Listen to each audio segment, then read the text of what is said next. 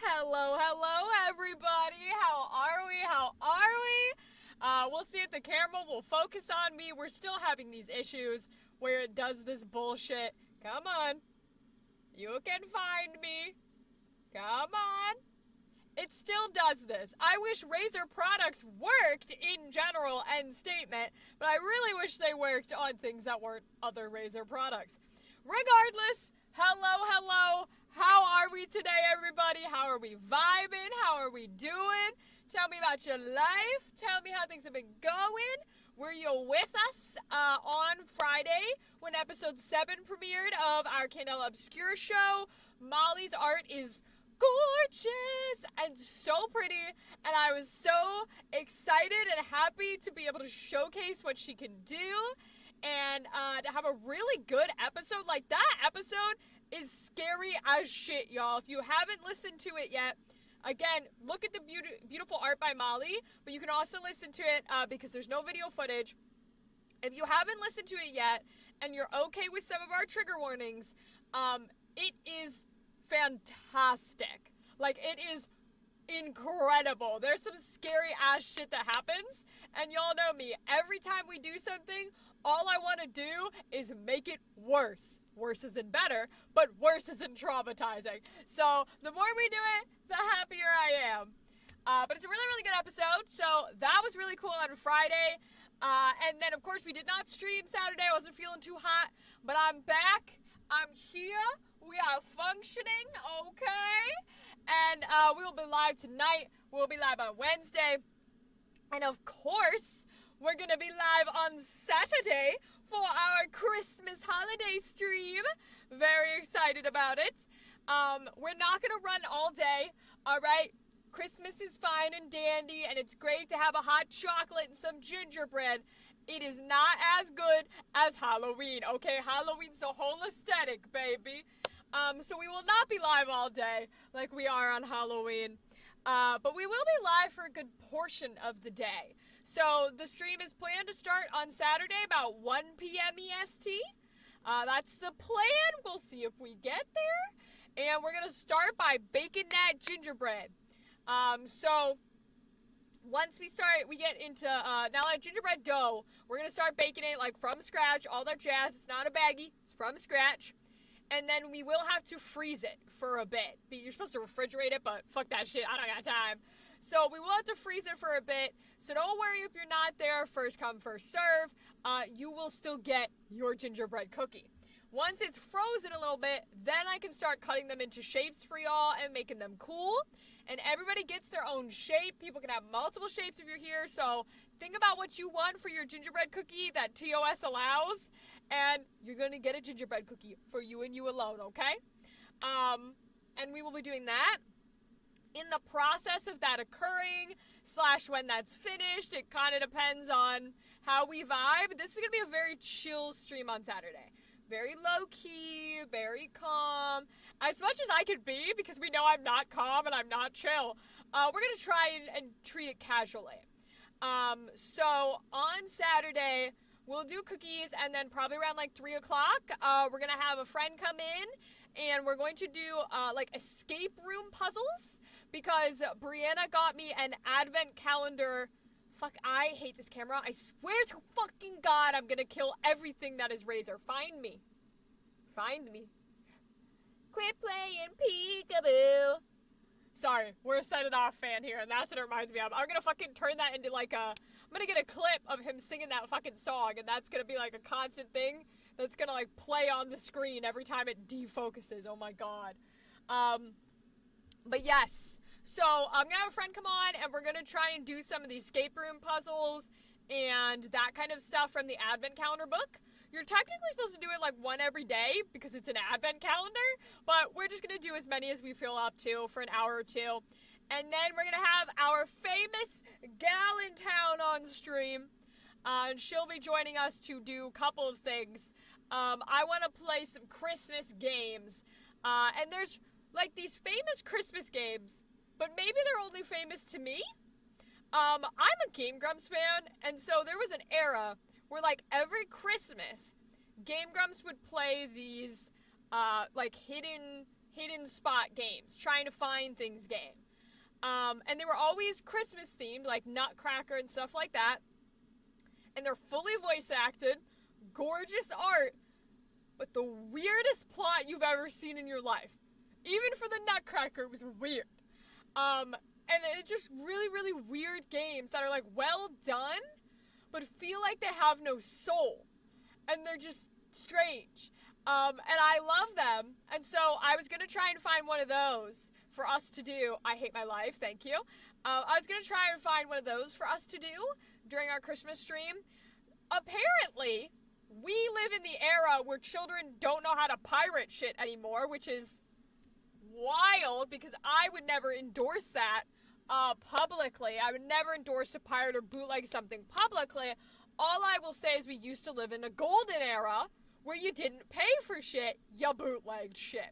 Well, apparently, we don't live in that era anymore, and your girl doesn't make money, so we're not going to be playing those games. But I do have an itch.io tab open, and I checked Steam, but there's not that many good ones. I do have an itch.io tab open for us to check out some Christmas-themed games, even if they're not these ones that I'm thinking of, or even hidden spot style stuff.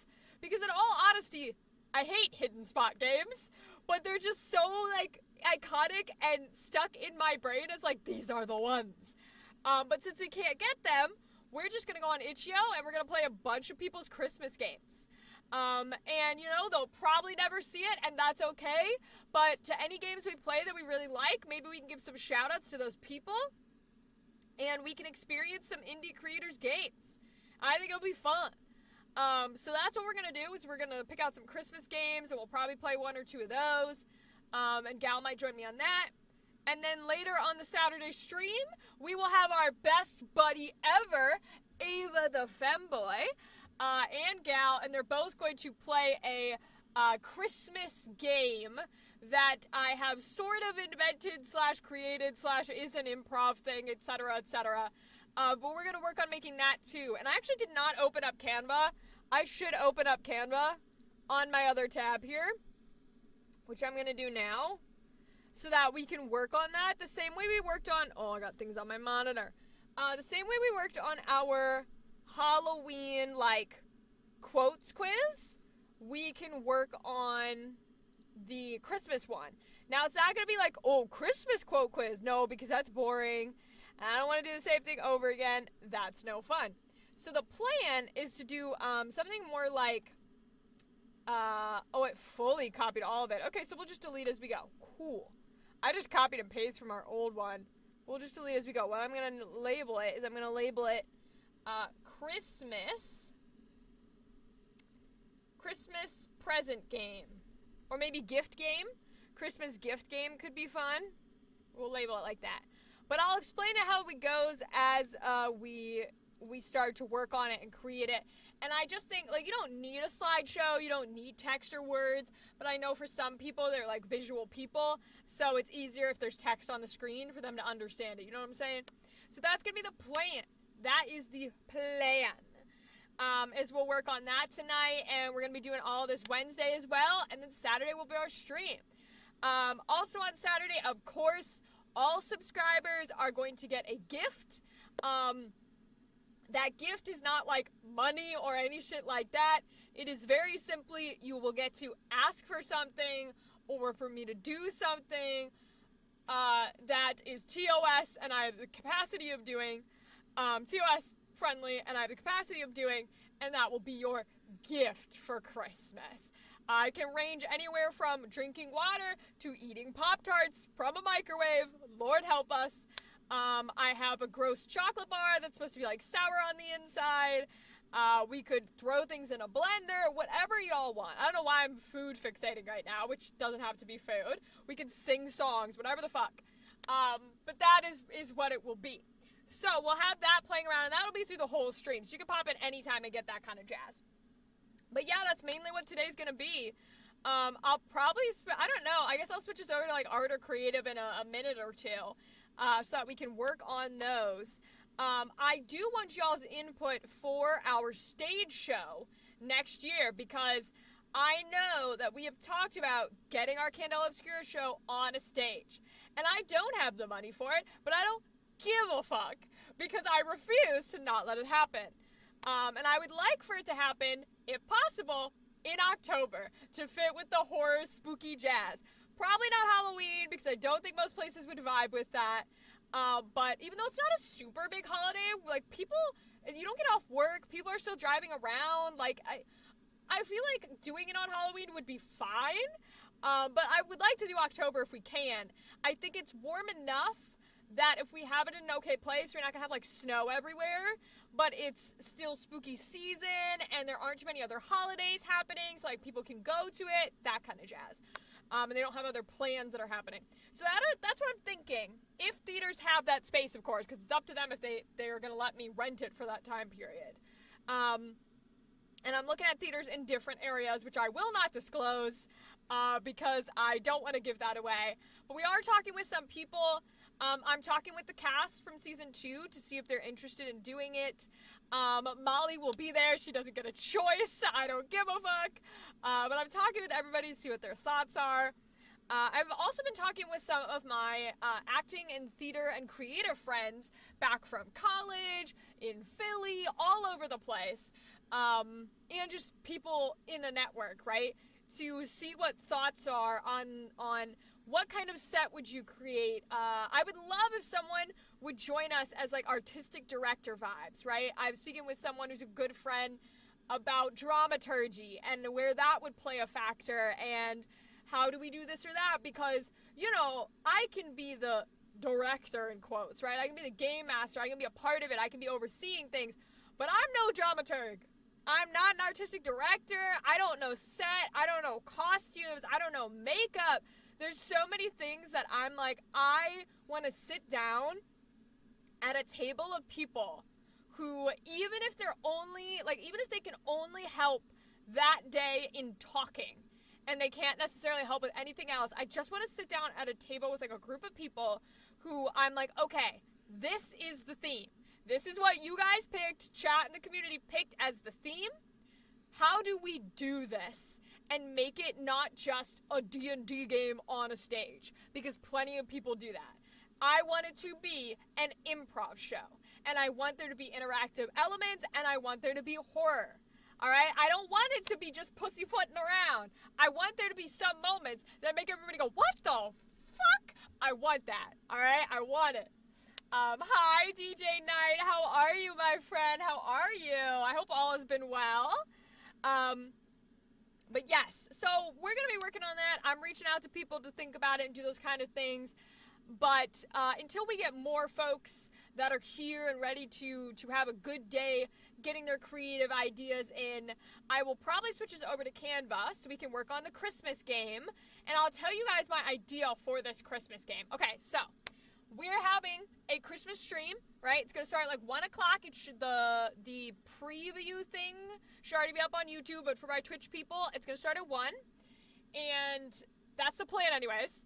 And so, Christmas stream on Saturday, we're going to be baking gingerbread, we're going to be doing puzzles, like escape room puzzles, we're going to be playing games, and then Ava and Gal, our lovely, lovely people who we love, at night will be showing up to play a improv sort of creative fun game. And so here's my thoughts, because this is a game that we're going to make up. Here's my thought process on what I want the game to be and how it's going to go.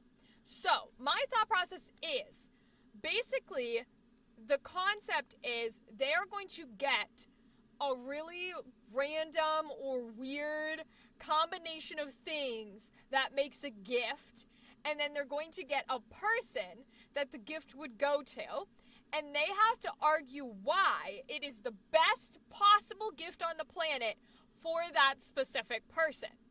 And so whoever can argue their gift better for the person wins the point.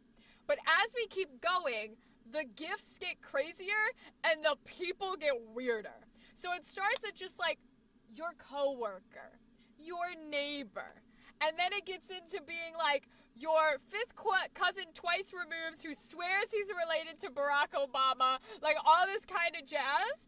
And so it just gets crazier and crazier to try and play. And the gifts as well will vary from like a stuffed bear, a GameStop gift card, to a bunch of crazy bullshit that we can create. So, the reason why we're going to use Canva for it is so that people have a visual thing they can go with, so they can look as well, because some people are visual learners, and so that we can craft ideas that are wild in order to give to these guys. So, I will pop over to Canva. So, let me see here. We're going to use, I'll move you guys too.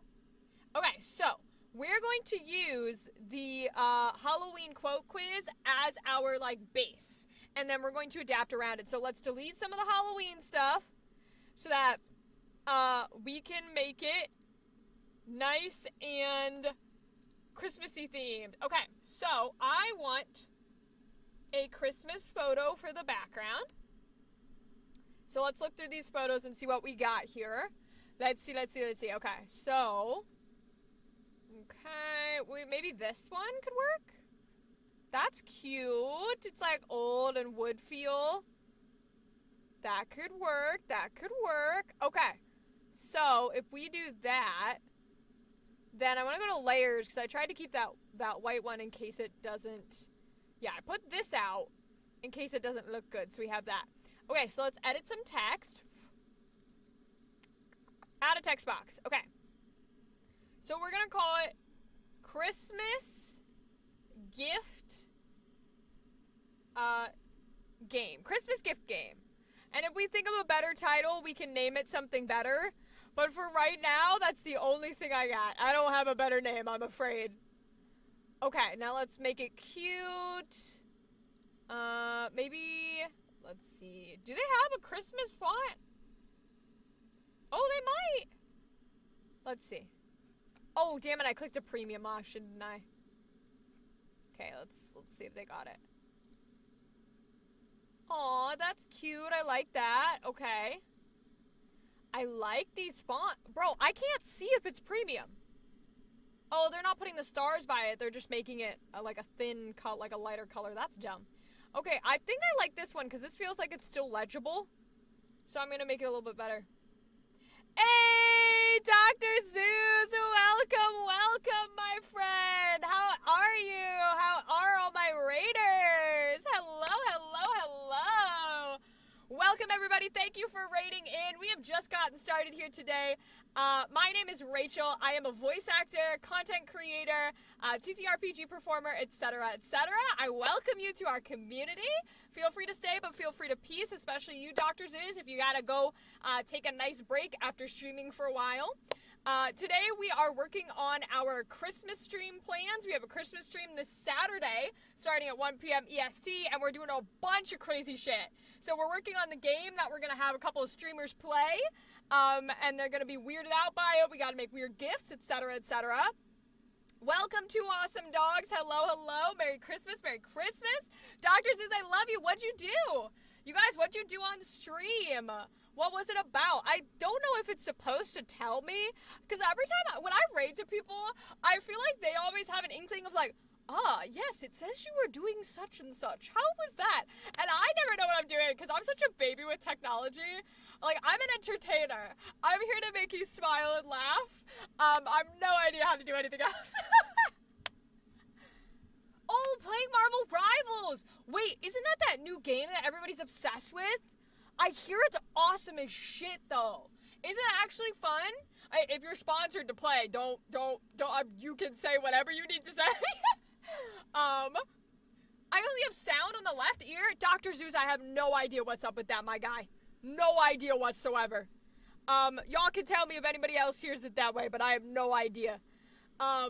It's fun? Ooh, I'm glad it's fun at least. That's awesome. Yeah, I do not know. I'm not a sound person. I'll ask Gal when she gets here. Maybe she has an inkling. That's fire. Okay, so I'm a DC baby. More of a Marvel one. Hey, speak of the devil and she will appear. Welcome, Gal. Hello. How are you, my friend? Bunk. How are you? So, Dr. Zeus and everybody who rated, feel free to chat, feel free to say anything. Impeccable timing, that is truth. So I'm more of a DC baby. So, what is it like? Can you explain to me Marvel Rivals? Is it like turn-based? Is it cards? Are we using cards and turn-based? Is it a gacha game? What is the energy of it? Because DC doesn't do a lot of games like that. They're pretty much like Arkham game. That's it. You know what I mean? Third-person Overwatch? Oh, what the fuck? That sounds fire. Damn. Okay. Wait, now I'm intrigued. A hero shooter. Am I gonna have to become a Marvel person? Am I gonna have to become a Marvel person? Uh-oh. I like third-person hero shooters. I'm a Splatoon person, which I know is not the same energy, but it is the same style. So, like, uh-oh. Am I gonna have to convert to the Marvel religion? Listen, I'll do it. I've been a Catholic. Marvel can't be that bad. Like, how to show Schumacher fans some love. Yeah, 2 awesome dogs. Yes, thank you. We're gonna have some good times around Christmas. Let's go. Yes, I'm very excited, y'all. We're working on the game for our Christmas stream on Saturday. And of course, for anyone who rated in, if you want to join us on Saturday, you're more than welcome to. We're going to be making gingerbread. Everybody gets to choose their own shape, as long as it's TOS friendly. Gal asks me to, I carve the gingerbread myself. So there's no cookie cutter shapes. You can ask for anything you want. I've had Pokemon, I've had dragons. Gal asks me every year for titties. It's only been 1 year, spoiler. I did this for my birthday, which is why she got to ask, because gingerbread's my favorite cookies. So we did it for my birthday, and everybody loves to ask for things. Yeah, you can see it. Gal asked me for titties for my birthday, and I went, that's not TOS friendly. I still maybe did it, though.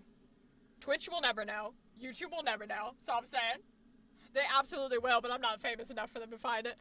But you can ask for whatever you want. I carve custom gingerbread shape.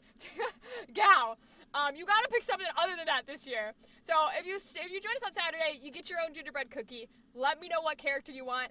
Happy to make it. And then we're gonna be doing some escape puzzle games, and we are gonna play some indie itch.io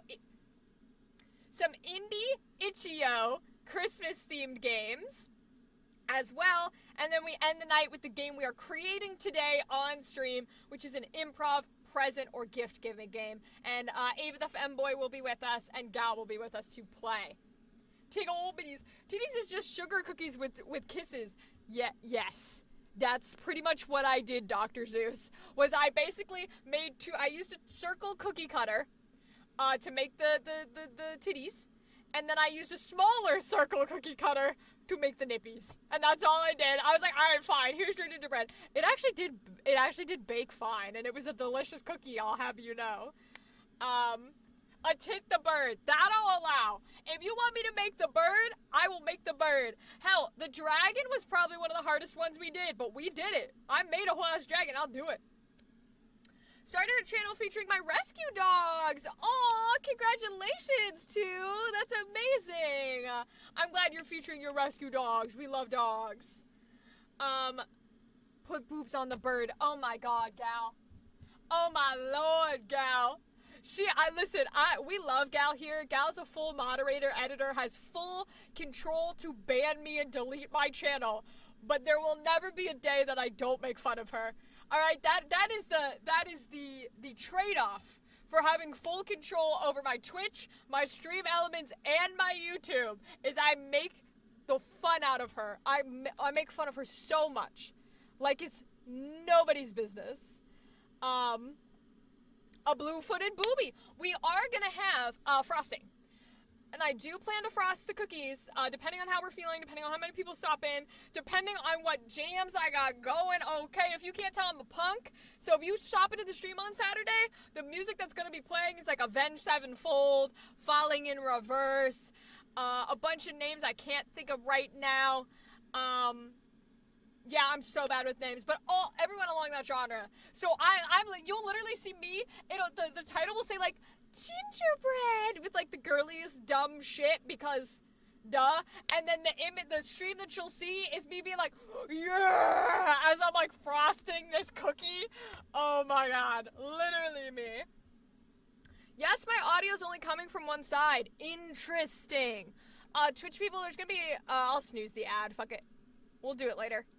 Audio's only coming from one side. That's so interesting and intriguing. I wonder why that is. Would that be an OBS? Would that be from OBS?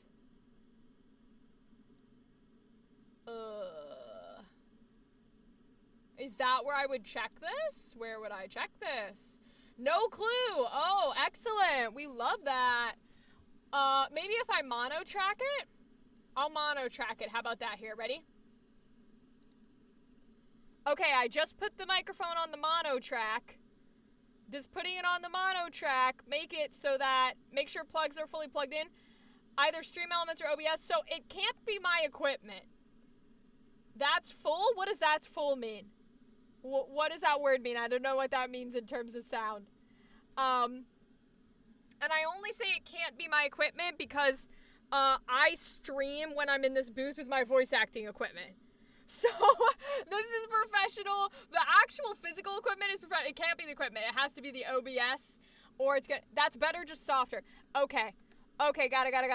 So, what's happening then, I'll bet. Hold on, let me check.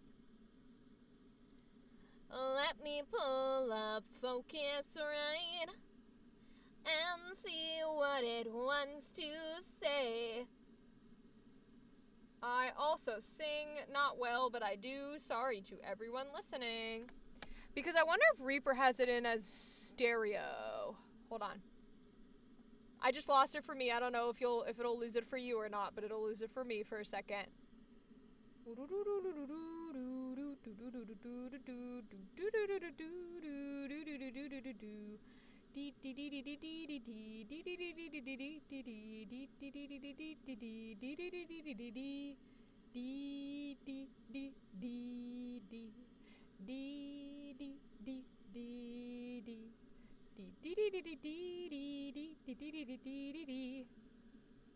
Alright, I'd have to go in there and like double, triple check. But okay. Hey, gonna switch laundry over, grab food, be back in a minute. No worries, Dr. Zeus. I appreciate you and the raid. Thank y'all for stopping by. You guys are amazing.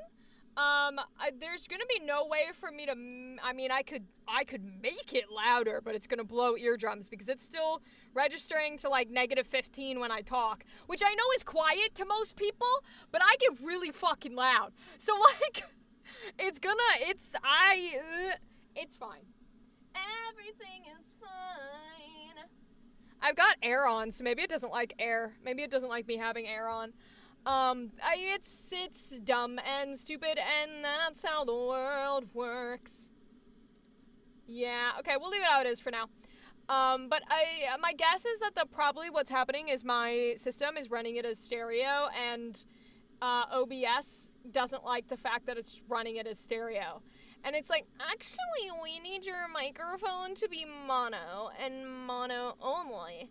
So I did click mono, and hopefully that changes it, even though it should be able to handle.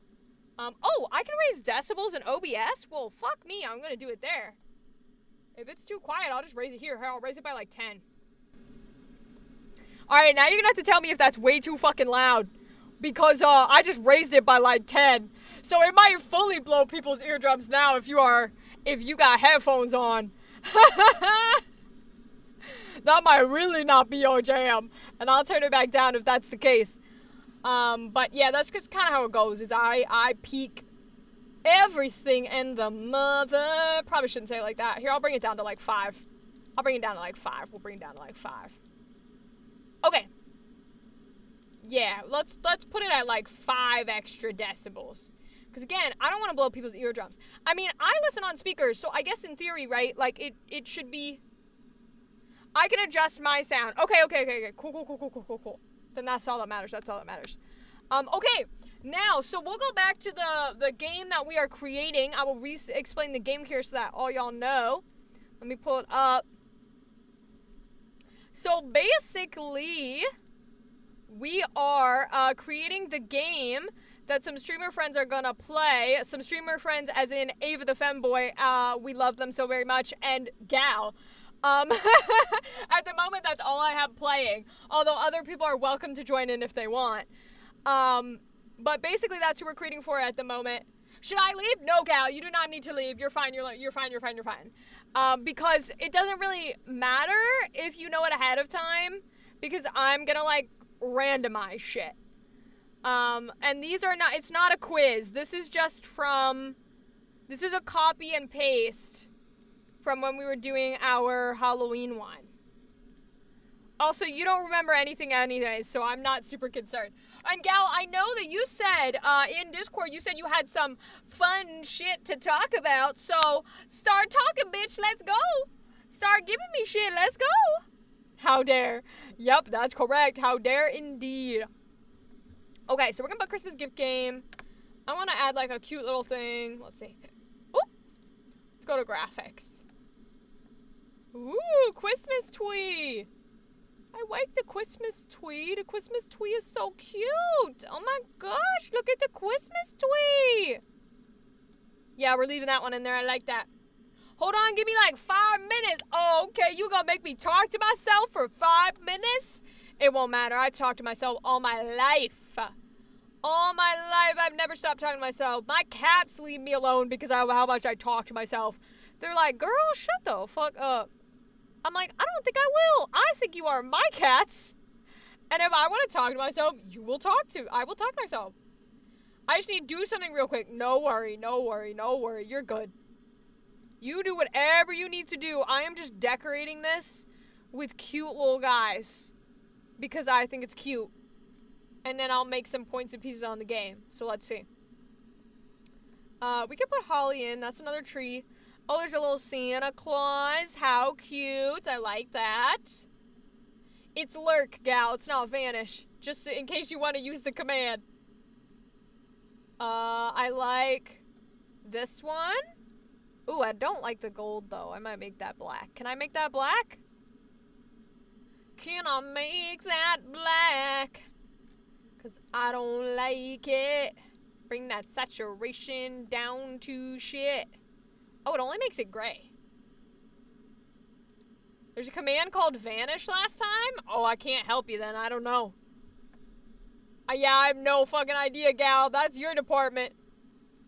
That ain't on me. I don't know. Can't help you with that. Oh,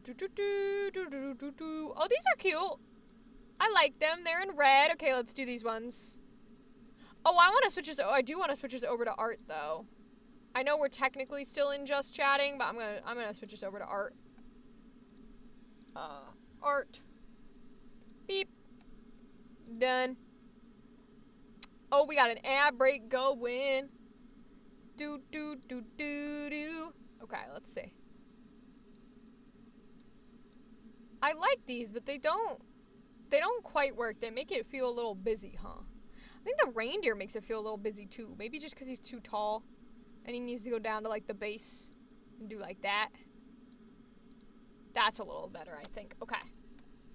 What else can we put in that will look real cute?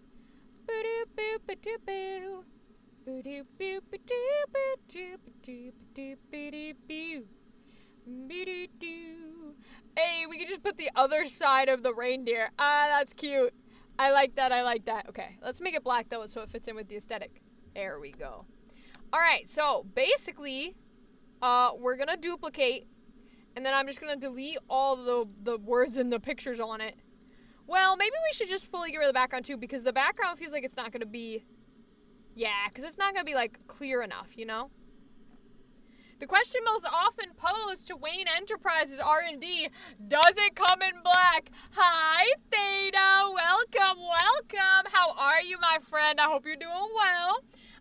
Yeah, see, that's the thing, is like, if I ran a company, I would in fact just be Batman, because I'd be like, the only thing we ever release is, goth and punk and black. That's it. You want colors? Don't come to us, ever. If we ever release something in a color that isn't black, you better get it while you can, because it's never coming out again. Ever. Oh my lord. Okay, let's go back to photos. Or Or maybe we do like a Christmas color for the background. I don't know. I want to see if I can find something that's a bit like less of a something that takes up the scene, you know, but it still gives Christmassy vibes. So let's do, ooh, that's cute, but that's a preview photo. That's the one I used for our thumbnail. So maybe this one with the brown wood, maybe that would be cute. Let's see.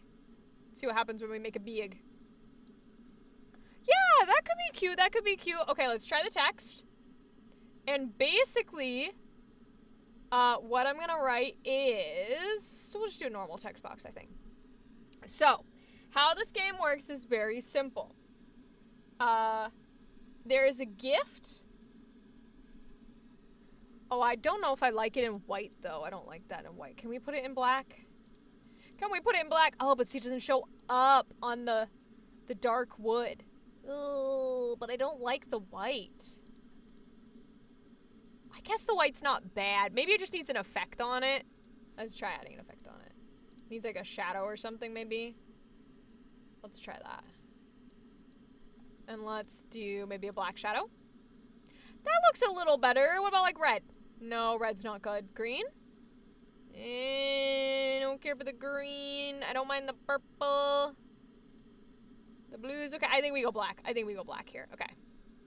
So that's cute. Okay. So we'll put a little thing over. Should we put it in the, are we going to center it? Are we going to be centering it, girly? That's the question. Okay, so if we put it in the center, then I think we put it over there. But see, my thought process is we could make them separate slides, but I think it's more fun if we do like, and it might be easier if we do it that way. Then we're really going to have to treat it as like a slideshow though. And I think you can do that on Canva. Although I could very well be wrong. I don't think you have to put a timer on it, right? Because if you like present, yeah, I don't think you have to. But we would have to put like an animate on it, wouldn't we? Because if I duplicate, let's just say this is another text, and I put like an animate on it. Is it? Oh, because you can put an animate on the page too. Okay, so appear on click. Click order. Aha. Okay. Got it. I want this one to be second. And that one to be first. Okay, now it makes more sense. Because I'm like, how would you do it? So, basically, the way this will work is like, insert weird gift, right? Or normal gift, depending on what we want to do. Okay. So that would be there. And then we copy this one. And we match it. And we would put down... well, okay. So the gift, I don't know what we would put to describe it, but it's basically gift and then the weird gift choice. And then the person that they have to give it to. So the person that they would have to give it to, I guess we could call like calling them like the receiver is weird. Maybe well, if you're the giftee, that means you're gifting someone, right? You're giving the gift, so that wouldn't work here. So maybe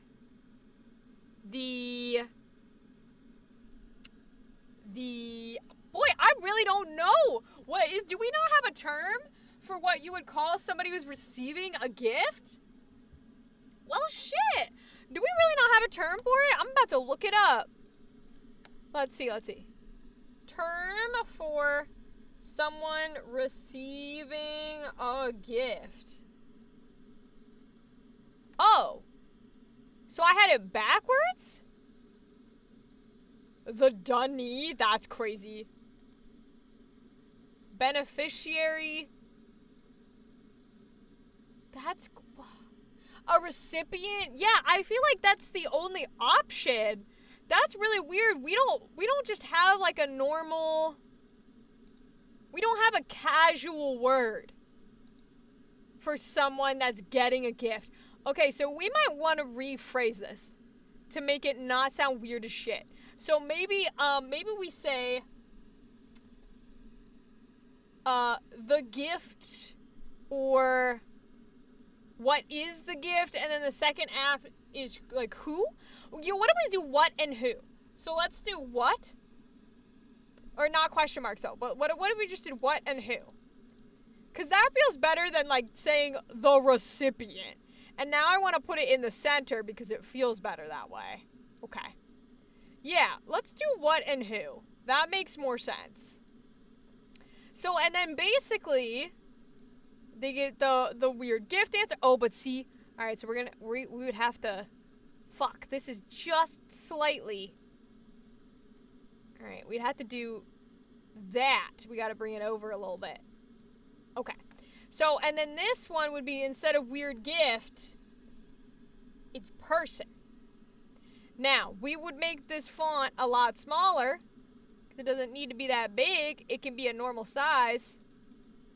We can go down to like 90 something or whatever. We can even go smaller than that.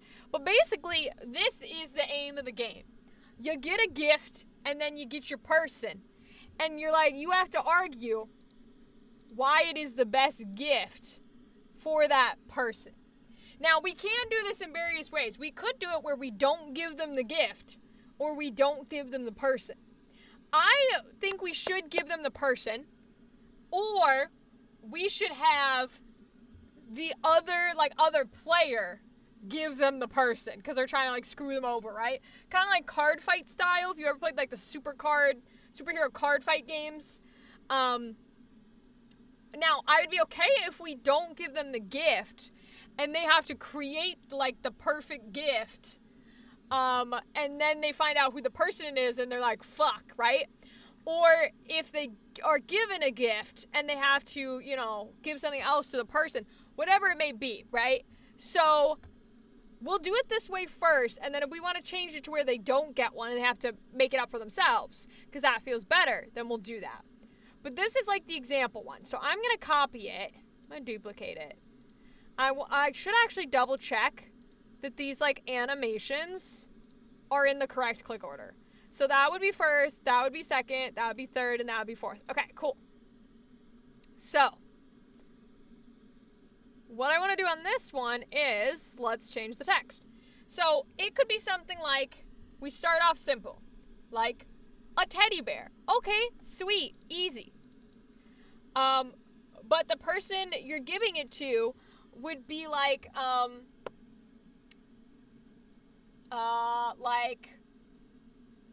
the ghost of a Victorian child, right? One of these has to be weird as shit.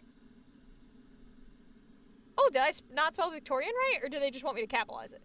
They just want me to capitalize it. So this is like the aim of the game. It's like, oh, a nice, simple, basic thing.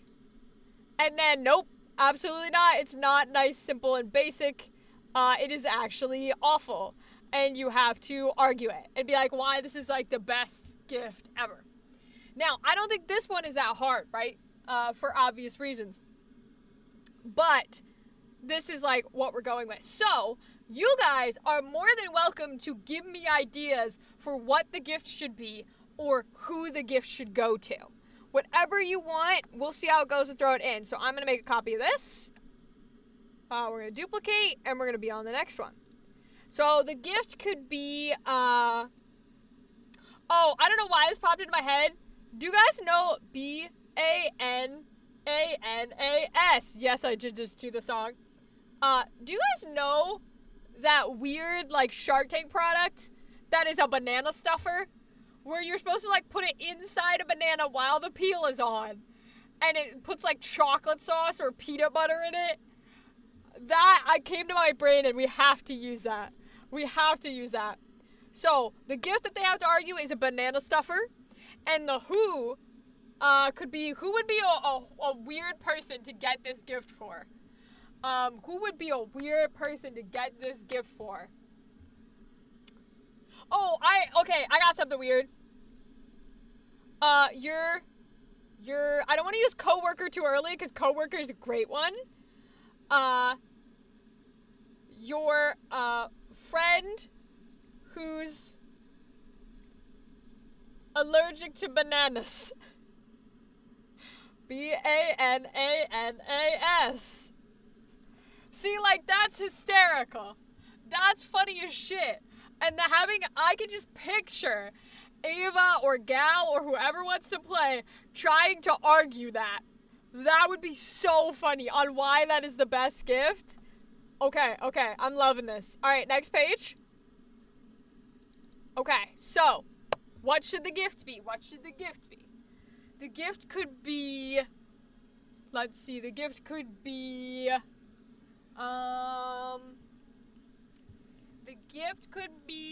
let's do something nice. So they think they have something nice. So what about a pair of gloves? Sweet, simple. Let's even do a pair of handmade gloves. And then the who could be like, it could be like someone without hands. Like, you know what I mean? Something like that is like where we want to go with this kind of energy. That is going to annoy my brain that there's something on there. So, a pair of handmade gloves. Who would that be an awful gift for? Who would it be a funny gift for? It would be a funny gift for...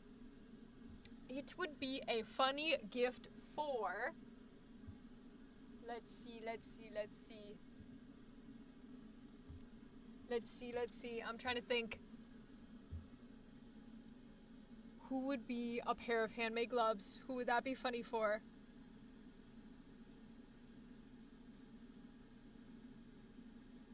Oh, what if it's a re-gift? What if what makes it funny is like a pair, so it's a pair of handmade gloves. We could put re-gift after it, or we could put like or we could put in the who, we could say like the person who made you the gloves, to try and get across the point that they're re-gifted. Oh, a pirate would be so funny. Oh, a pirate with 2 hooks for hands. Wait, Theta. A pirate with 2 hooks for hands. Bam. Fabulous. Incredible. Good thought process, Theta. That's brilliant. Wait, that's so good. I love that. Okay, so there we go. Another one down. We'll duplicate it again. So now we need another. I want to do the re-gifting one because I think the re-gifting one is hysterical. Oh no, let's do, you guys know those people who get like cards and put like $10 on a gift card? Oh my god, do you guys remember the era of like the iPod gift cards, the Apple Store gift card, the iTunes, that's what I'm thinking. A $10 iTunes gift card. Bro, we used to get that shit all the time. Anytime you had to get like late child, early teen something, it was just like iTunes, GameStop, and it was only ever like $5 or $10, and they couldn't use it for anything. Oh my god, yes. Does it want me to capitalize iTunes? Oh no, the T. Oh, interesting. I did not know that.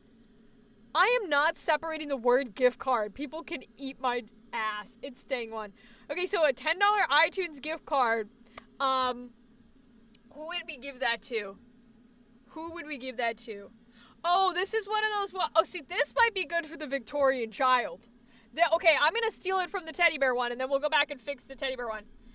The ghost of a Victorian child, I think, is great here, because not only is it like they're a ghost, but also they have no idea what iTunes is. So let's go back to the teddy bear and change this. So who would you not want to get a teddy bear for? Let's see. Let me think. Who would you not want to get a teddy bear for? You would not. I think there's so many people that you could get a teddy bear for. So what would make it funny?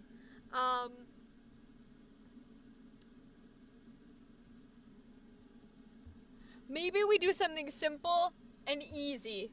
What if we do like, your second aunt who solely collects I don't know. What's another cute animal? Solely collects... I don't want to do bears because that's too close to a teddy bear. Like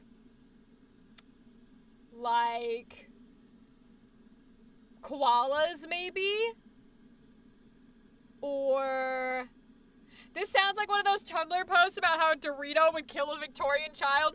Theta, that is essentially the game we are making. Is like, it is one of those weird ass ones where everything is like, oh no.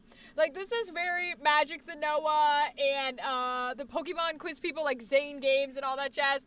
That is the energy we're going for here. Just Christmas themed instead of anything else. So you are spot on, my friend. Spot on.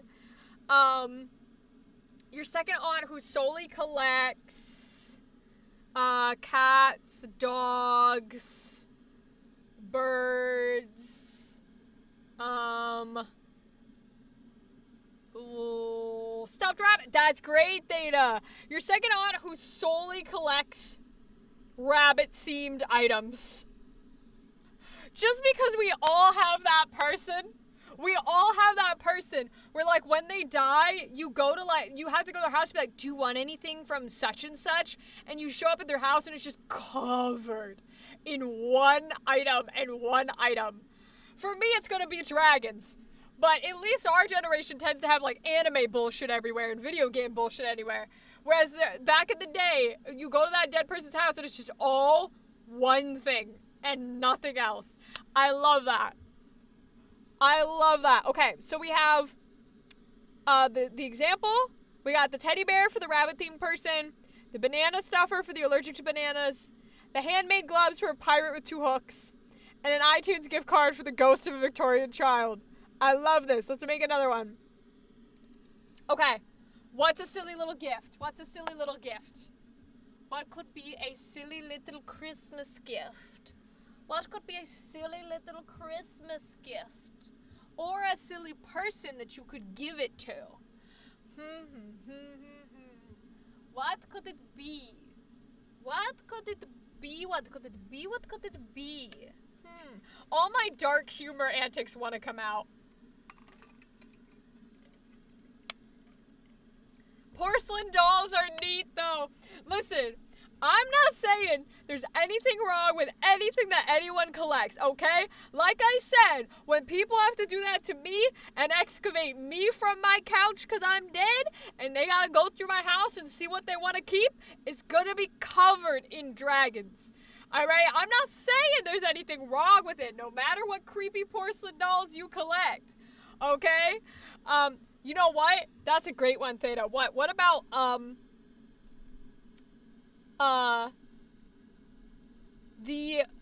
this makes me think of the clown dolls, because my mom had a clown doll. The most ugly, clown doll you've ever seen in your life. And then who you're giving it to is like, should it be someone afraid of clowns? Is that who we should give it? I feel like we have to give it to someone afraid of clowns.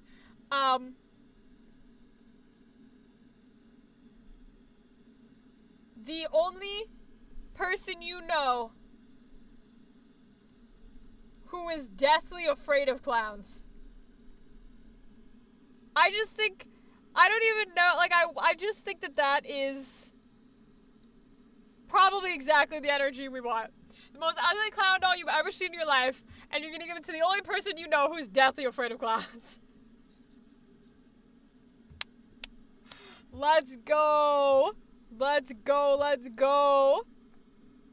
Oh, I just thought of one. Wait, I just thought of one. So, okay. I'm gonna put a Bible. And then I'm gonna put,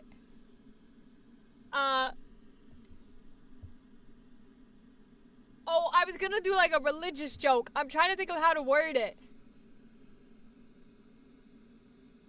Okay. I don't know what it's called. Wait, I gotta look up what it's called. You guys know those Bibles that are written in a different way? Like, you know, like the Bible for teens, where it's a different, like, way that they write it. They rewrite it, but in a weird, like, language. See, the teen Bible only gives me, like, how to do it. The Bible, but written in different ways. See if I can find it. I don't know what it's called.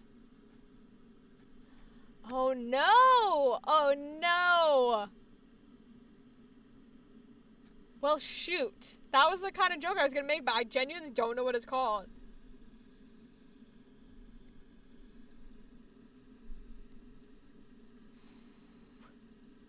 A paraphrase Bible? No. Like, there's an era where they would make Bibles that are, like, written in a different way. Like, a different colloquialism to fit. Okay. I just found a picture that says the Bible in Cockney. So it's that, where it's exactly the way that the Bible is done by, like, fully written and accepted and all that jazz, but in almost like slang, in almost sort of street words. But oh my god, I don't know what it's called to look it up. Oh my goodness.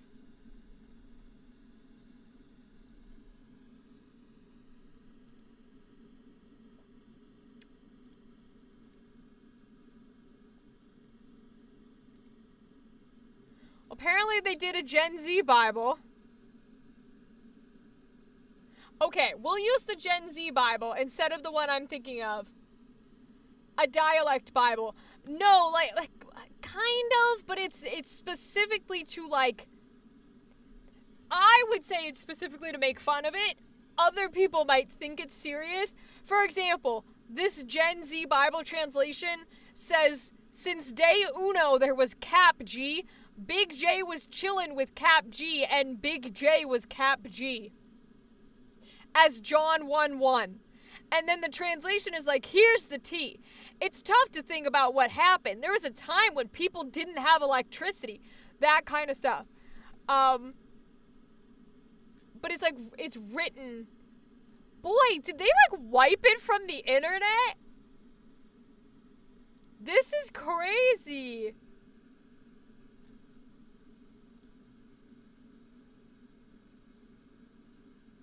Yeah, okay. For example, this is Luke 1:29. Mary was hella confused and troubled by what the angel said, wondering what kind of greeting this was supposed to be, you know? But the angel was like, chill, Mary, no need to freak out. God totally digs you. You're in his good books, girl. And listen up, Mary. You're gonna get pregnant, have a son, and you're gonna name him Jesus. Yeah, that's right. Yo, this dude's gonna be lit. He's gonna be called the Son of the Highest, and the Lord God is gonna hook him up with his pops, David's throne. It's that. There used to be a whole, like, because they thought that these were a good idea to get, like, young people and stuff into it. So they were making them seriously, but everybody else was laughing at them. There was a whole line of them for everything. The Fat News of Jesus Cat, Christ, the LOL Cat Bible, yes, Theta, stuff like that. It's just that they seem to have done a very good job wiping them from the internet's knowledge. But I remember them growing up Catholic. So I'll just call it the Gen Z Bible. A Gen Z Bible to, you're deeply religious. Maybe like you're deeply, because I don't know if I want to say parents. Do I want to say parents?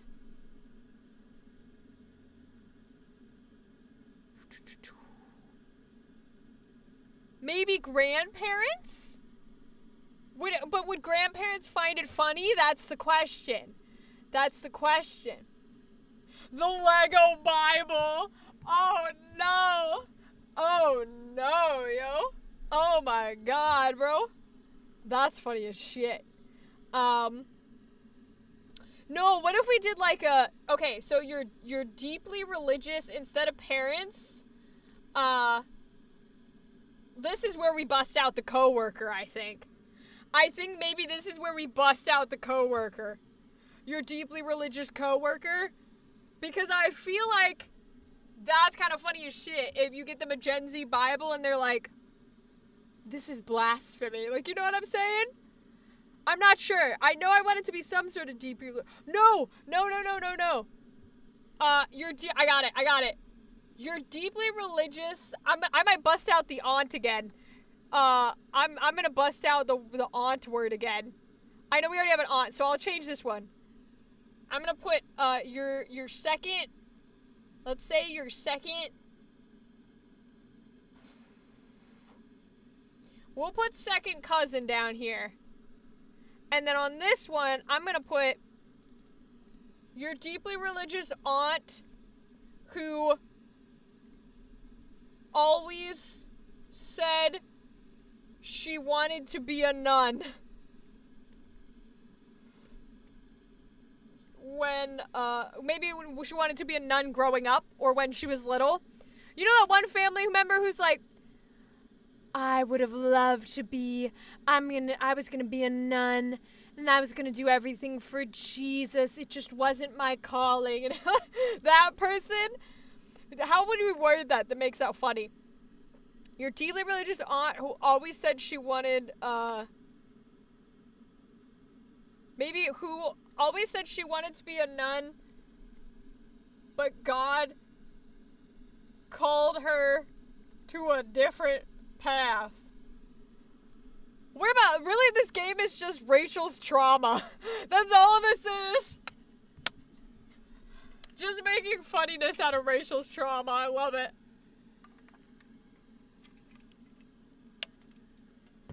I love this. Okay. Let's make another one. Alright, so what can we do next? What could we do next?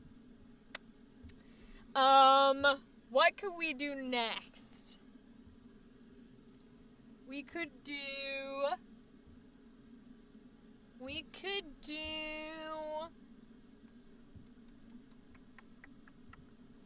Okay, I wanna give them one that I think is a little bit more fun. Let's do, boxing gloves and a free, because these don't match, and I'm aware these don't match, a free karate class coupon. Oh, I hate that it has that big of a gap. Oh, I hate that. Can I make that gap smaller? That's annoying after shit. Yeah, there we go. Okay. Boxing gloves and a free karate class coupon. And then this one is, your little cousin who is constantly getting bullied at school. She's 8. I think that's great. I think that's a great one. Boxing gloves and a free karate class coupon. And then it's your little cousin who's constantly getting bullied at school. She's 8. Because that one you can have a little fun with. And genuinely be like, yeah, she's gotta learn to stick up for herself and punch those boys in the face. I think that one's fun versus just crazy. I like that a lot. I think that's funny as shit. Yeah, I like that. I like that.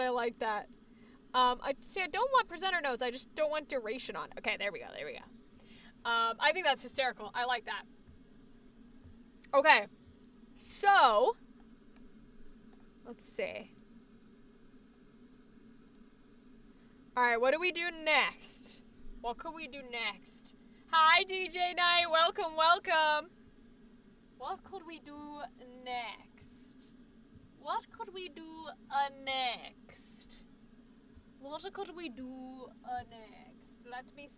me think.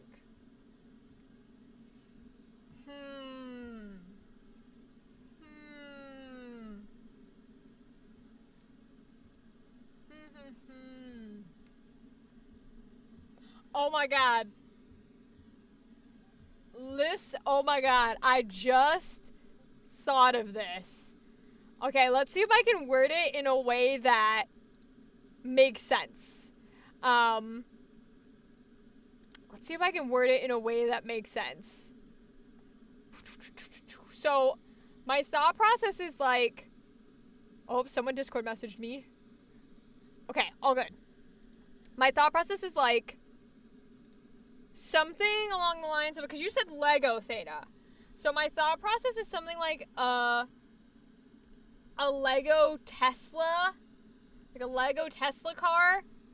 And then who you would give it to is that Elon Musk fanboy at your work. Something like that. I feel like it should be something like that, but I don't know if that's enough. Maybe...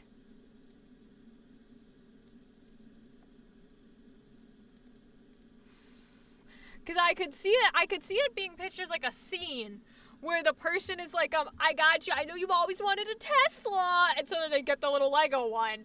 But I don't know if it's good for this concept, where they're like arguing it. Maybe, what about like a screenshot of a Twitter post of like something like that? Maybe that would be good? Screenshot of like a Twitter post to do something like that. Oh, see, why is it hard to do when we are on like the like this is hard to do when we're on the Elon Musk stuff. You would think these would be the ones that I could actually fuck with. Damn. Huh.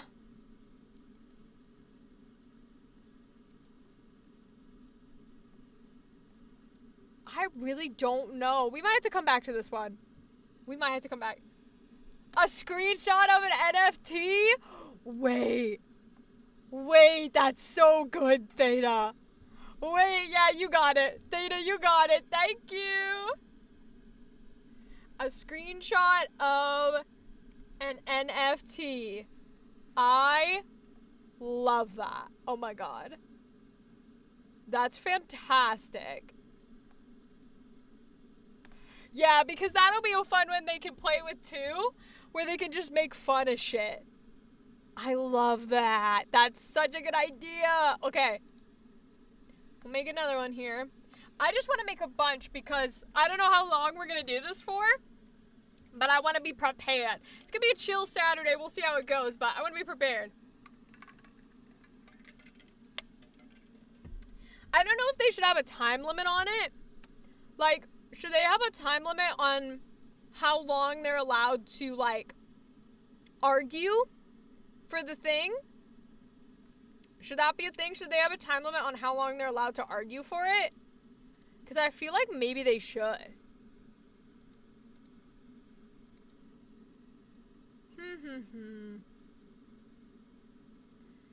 don't know. Maybe they get like a minute or something. We could do that. We could do it where they get a minute.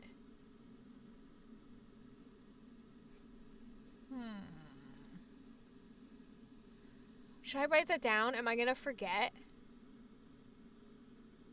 Yeah, fuck it, it'll be fine. I'm like, am I gonna forget that we gave them like a time limit? It'll be fine. Okay, so what other things could we do? We could do... Let's see.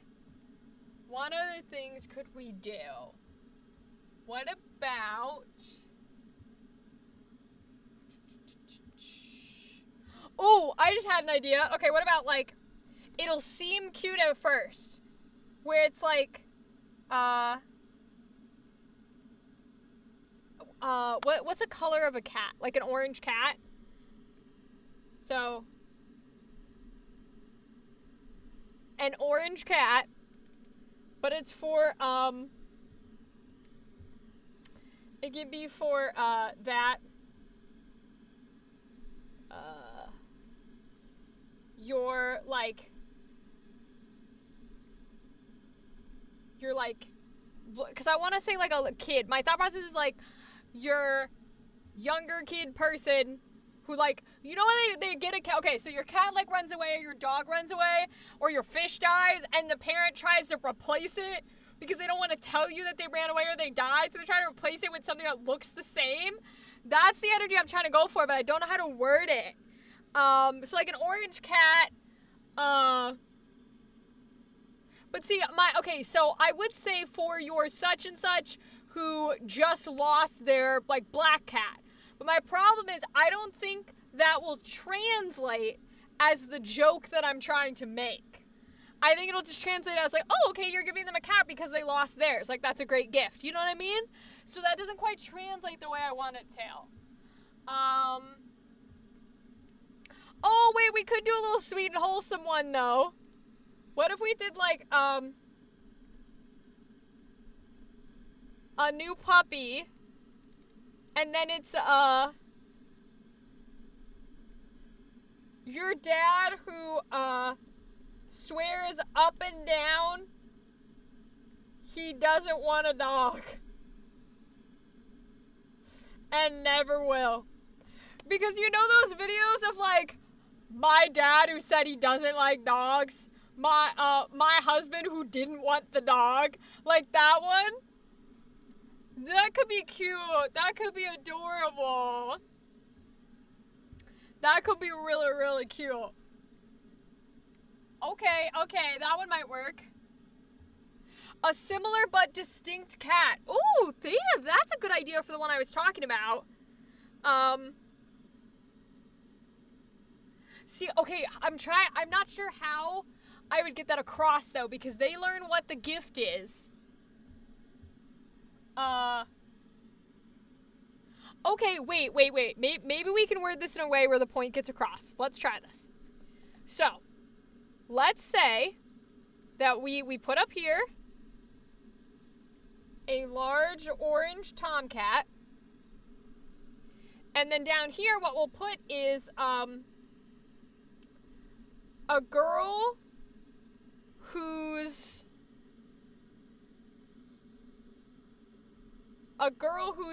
similar but slightly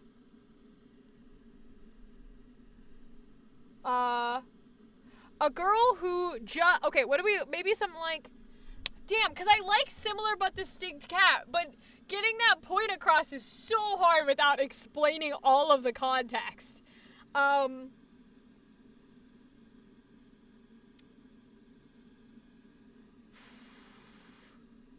Maybe, like, a girl has a similar but distinct cat that disappeared from her home 2 weeks ago. That might give the implications that you stole her cat, which honestly is also still funny. Wait. A girl who's who's strangely identical cat ran away last week. A girl who's strangely identical cat ran away last week and has been seen hanging around your house. Because maybe does that imply maybe that they, like, stole the cat? So it's like a large orange tomcat, and then you're gifting it to a girl whose strangely identical cat ran away last week and has been seen hanging around your house. So it's like I got you a gift for Christmas since he ran away. That could also be sweet and wholesome, though. They could take that sweet and wholesome and do like giving her cat back. So, okay, so let's say almost identical. Maybe we go you're out theta and we say, like, similar but slightly distinct cat. The girl whose parents put up the lost cat posters, that's a good idea. A large orange tomcat. Let's see.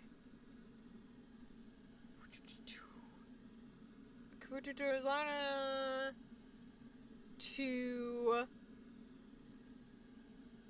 girl whose parents put up the lost cat posters. Tomcat 2. Oh, okay. Wait.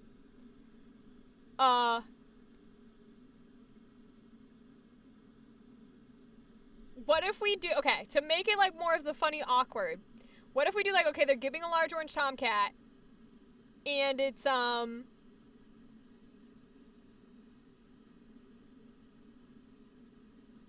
okay, alright. What if we do it this way? What if we say a large orange tomcat named such and such, and then who they're giving it to is like a girl who just found her recently lost large orange tomcat bunny, right? And so they're both, it's like the same cat, but she already found him. Let me write it out and see if it makes sense. A large orange tomcat whose name is Bunny. And then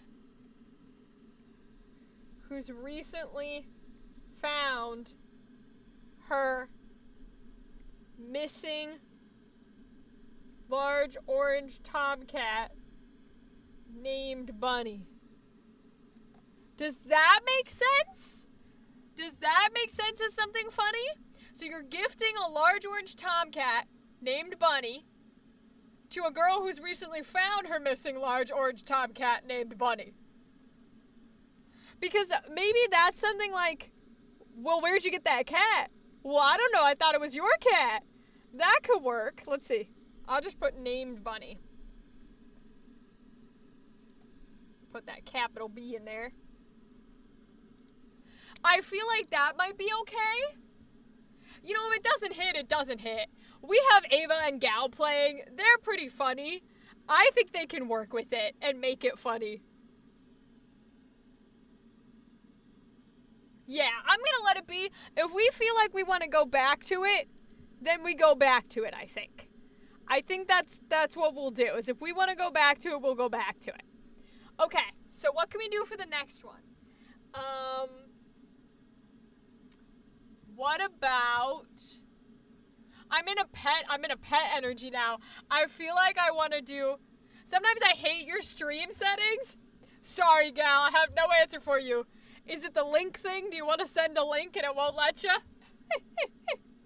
I'm on the pet thing, and I kind of want to do one that's like, I wanted to raid you? Oh, yeah, I have like a set viewer amount, I think, on who can raid me. I started streaming Sunday. Hell yeah, let's go. Let's go, Gal. Congratulations. This is a bit like, oh, I was showing you guys the Itch.io games because I was trying to switch over. Well, these are the Itch.io games that we'll look through in a second. But I was trying to switch over to see the settings that I had. Obviously, I did not do them correctly, but oh well, it doesn't matter. Yeah, I think I have a set amount of people that can raid me, or I have it so you can't raid me while I'm off. Something like that, I don't know. But congratulations, Gal! This is a bit like that Tumblr post that says something to the effect of, I thought I found my cat, and then I found him again. Turns out it's suspiciously similar. Yeah, that's what I was thinking. Was that post of like, I let my cat in the other day, but I had already found my cat. It's two black and white cats sitting there next to each other that are like chonky. That's where my brain was for this one. 1,000,000% that's where my brain was, Theta. So you're correct. Suspiciously similar cat came home with me. Exactly. Exactly, Theta. That's exactly where my brain was. That's what I wanted. We'll see if it gets across. I don't know. Maybe it will, maybe it won't. Okay. So the next one I was gonna do for a pet is like, that kid who's been like begging for a pet. Oh, that's what I wanted to do. Okay, so a pet, a rock with googly eyes. A rock with googly eyes. And then the who is your kid who's been begging for a hamster for the past year. And you just get it a rock with googly eyes. I think that's a great one. Oh my gosh. I think that's a great one. Gal, is that the news you were going to tell me about? Is that the news? How did it go? What was it like? What did you do? Tell me all about it. Tell me about it. Come on. Tell me all about it. What did you do? Did you have fun? Did you enjoy it? Etc., etc. I wanted to surprise you and raid your ass. Aww. But you were streaming yesterday, weren't you? Because yesterday was Sunday. Or are you telling me that you are live now and we're trying to raid me? Oh, is that what you meant? I have no idea what those raid settings are. I streamed Saturday and Sunday. Oh, and I wasn't live Saturday. Oh, yup. Yup. Oh, well. That's so dope, though. What did you do? Did you do D&D? Do you play games? What'd you do? That's so exciting. What can we put down next? Oh, I know. What my sister likes to do for a couple of years. A box. Within a box. Within a box. Within a box. Within a box. Within a box. Within a box. A box within a box within a box within a box within a box. Oh, we all know those people. My sister loves to do that for a bit.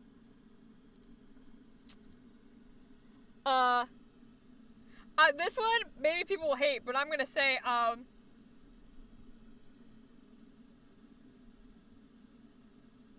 was gonna say, like, old granny on her deathbed.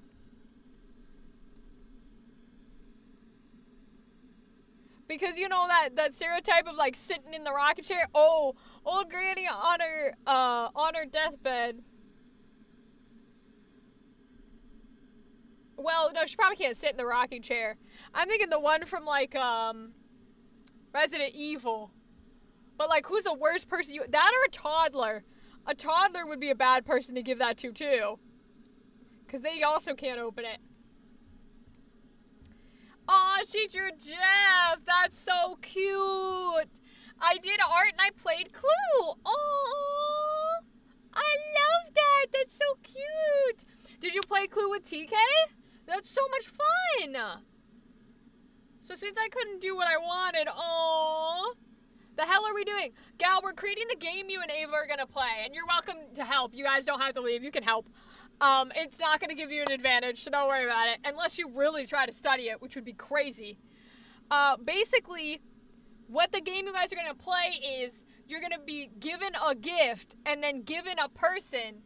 And you have to argue why it is the best possible gift for the person that you're supposed to give it to.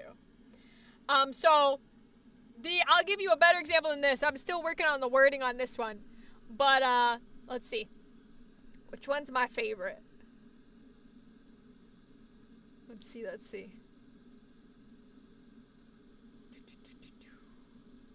Okay, this one, Theta did, so we'll do this one. So the gift is a pair of handmade gloves, and the who you have to give the gift to is a pirate with 2 hooks for hands. So then whoever gets this one will have to argue why that is the best gift for this person.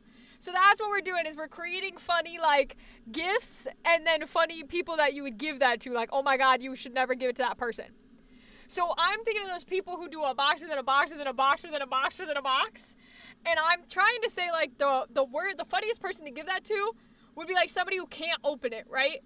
But I don't want to say, like, granny who shakes a lot, because that feels bad.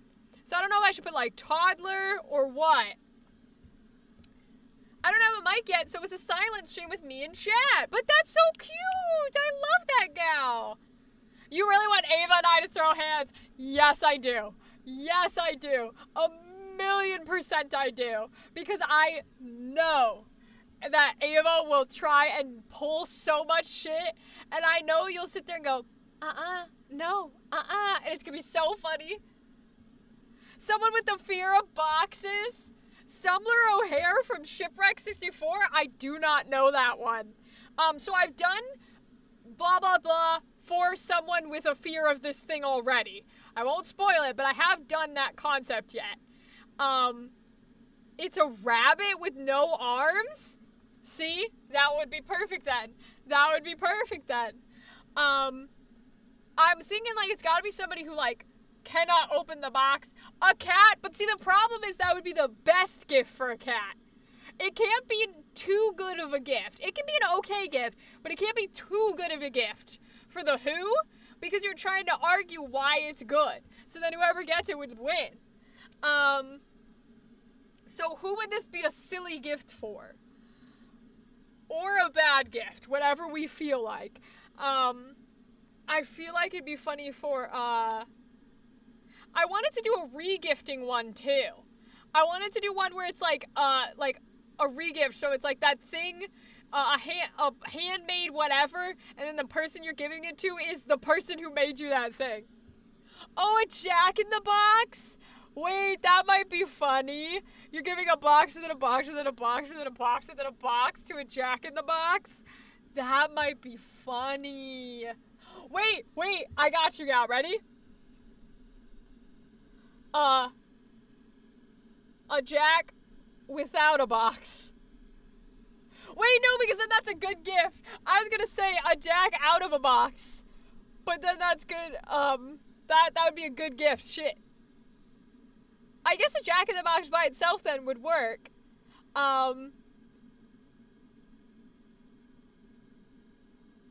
Oh, shit. I'm trying to think of how to word it. An alligator? You know what? Fuck it. I don't know why. I don't know why that's funny, but we'll use it. Fuck it. An alligator. Why not?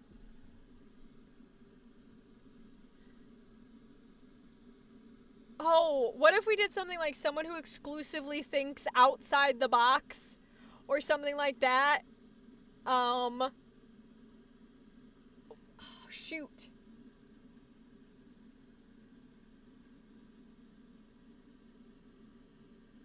Shoot. Okay, we'll have to think about it. Let's keep making more. Okay, what's our next one? Okay, wait, let's make another one. What's our next one? What should the gift be? It can be anything. What should the gift be? What's a gift that you could give someone? A pony? Okay. A pony. Excellent. A pony. Now, who would it be funny to give a pony to? Who would it be funny to give a pony to?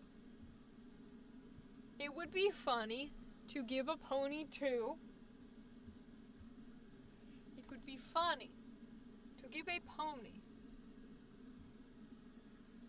to.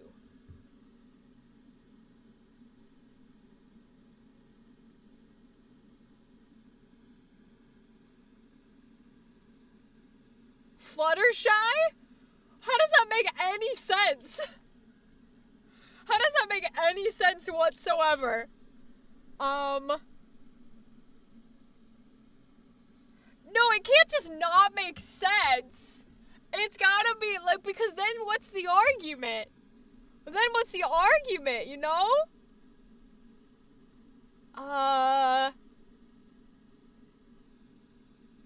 You're giving a horse to a horse. Right, but that's just like, there's no joke.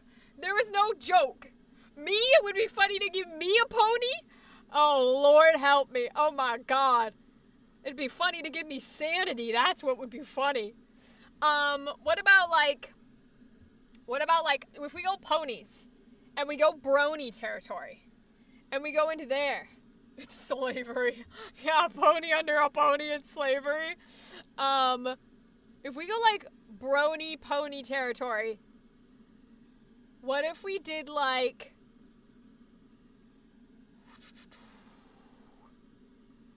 we could do like, so something might be, you get a Webkinz for a Beanie Baby collector. Like, that could be funny, right?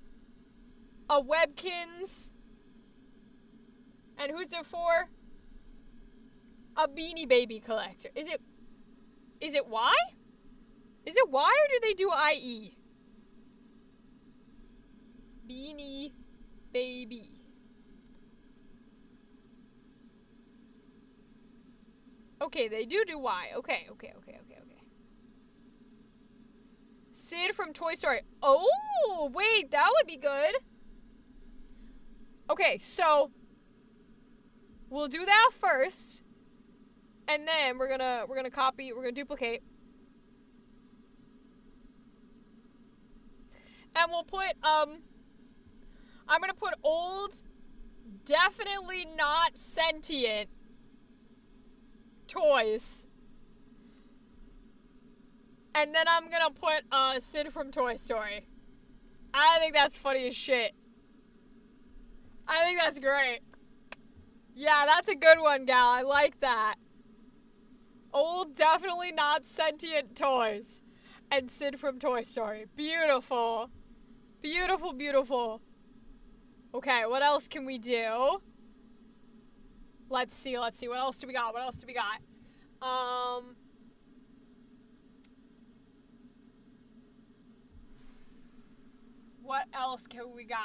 I feel like I want to make a YouTuber joke. Like, you know those kids who want to be influencers when they grow up? What would be something funny to get them? What would be something funny to get one of those influencer kids? A candle to a Catholic? I already made a Catholic joke. There's a Catholic one in here. It'll be hysterical if you get it. Because I think it'll be very, very funny. But I did make a Catholic one. Don't worry. We're on the same page. What would be funny to get an influencer kid? You better let me have it. I'll give it to you. I'll let you have it when you get there. Because it is so funny. I genuinely think you will be like, oh, I can argue this easy. It'll be so funny.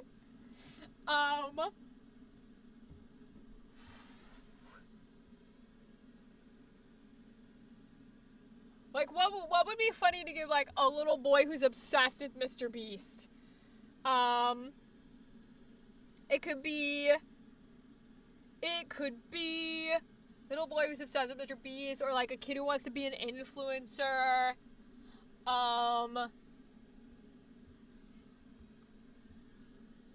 A fidget spinner? Ooh, fidget spinner's a good one.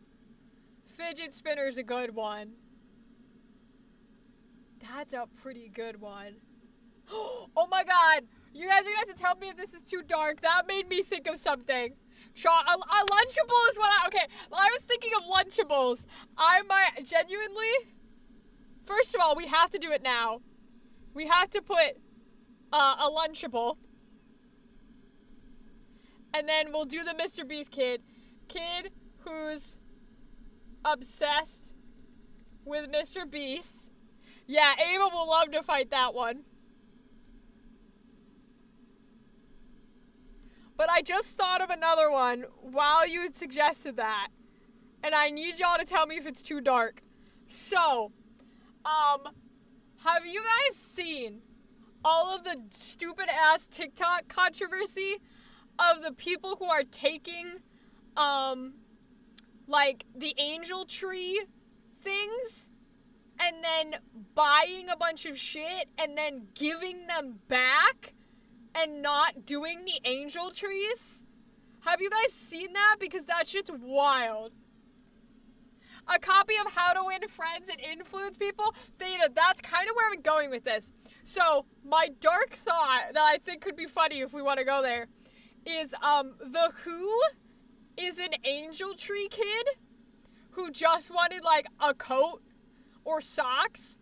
And the What is something equivalent to, like, something equivalent to those books that are, like, how to make money in 3 simple steps. Or, like, why you're not doing as much as you could be doing. You know those books that are like, you suck and here's how you should make money. A guide to starting a business with $1,000 loan from your dad. One of those. Yeah, how to not be poor. Exactly. Like, I think that'd be hysterical. How do we word that book? Because the Who we've got. We've got an Angel Tree kid who only wanted socks. How would we word that? A self-help book! Yes, gal! That's perfection!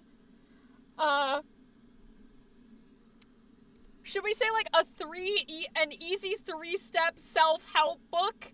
Or an easy 3-step guide to riches, a self-help book, something like that?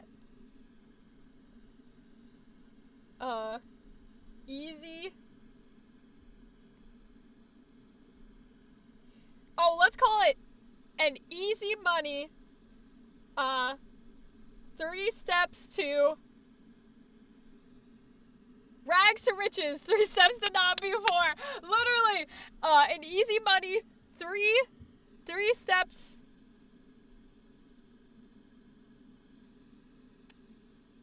3 steps to riches self-help book. Self-help book. Yes, Theta, that is exactly the way we're going this.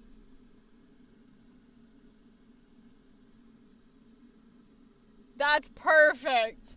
3 steps to riches self-help book. Who? An Angel Tree kid who only wanted socks. Yes! Oh my god! That's perfection! Y'all, this is so fucking funny. I do not want to hear Ava argue this one, because I can picture it now. Ava going, well, this is the greatest gift, because they need to get their shit together, and they can follow these three. I can hear it already. Oh my god. Oh my lord. Okay. Alright, what should we do for the next one? Let's think.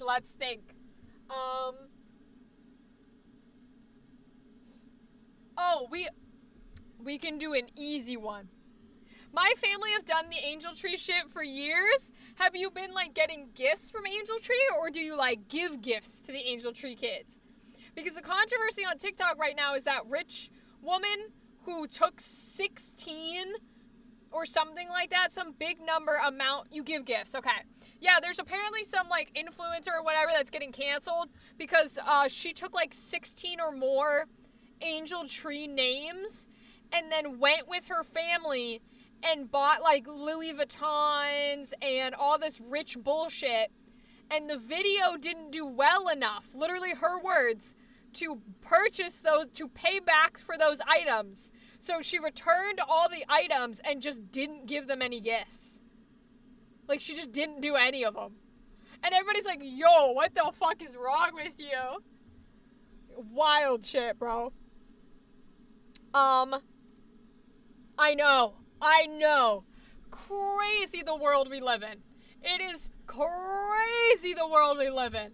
I want to be very clear.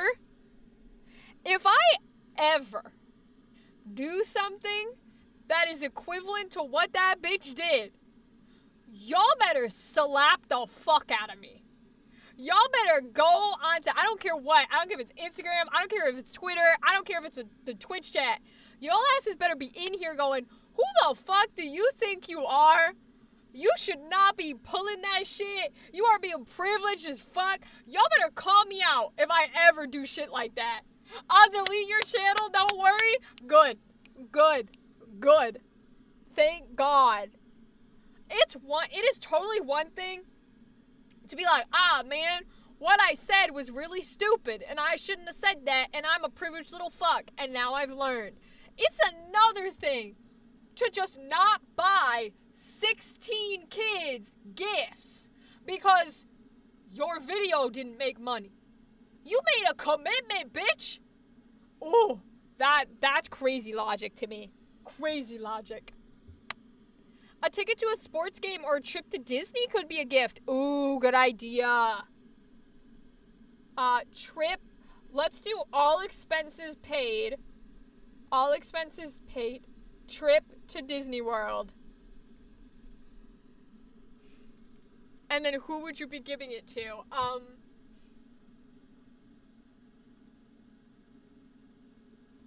all expenses paid trip to Disney World. You could give it to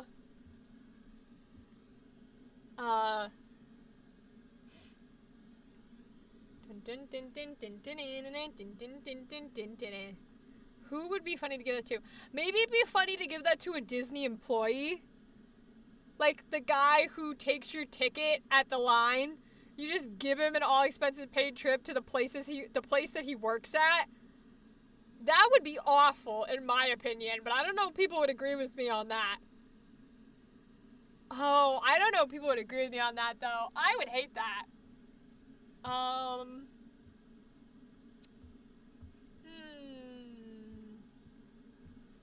Damn, I don't know.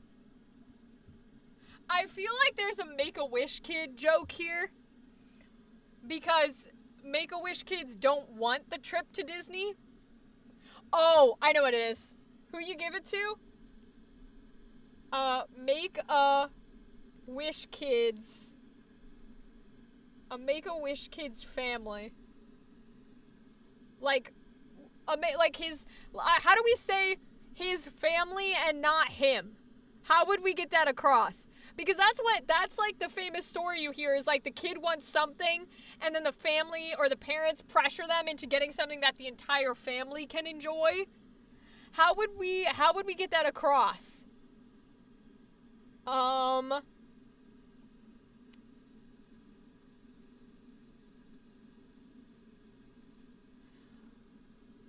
what if we say the family of a Make-A-Wish kid? What about like that? Would that work? Or would that point still not get across?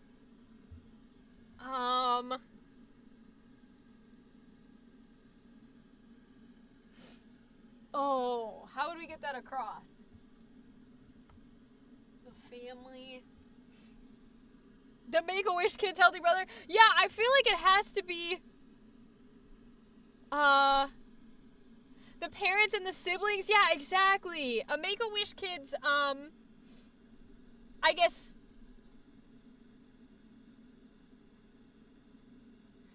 should we say something like a Make-A-Wish kid's parents and siblings who have been suffering in this hard time? Like, should we do something like that?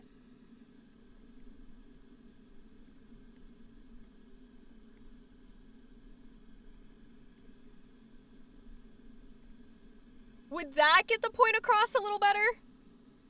Because I fear that if I say just family and siblings, like just parents and siblings, that it will come across,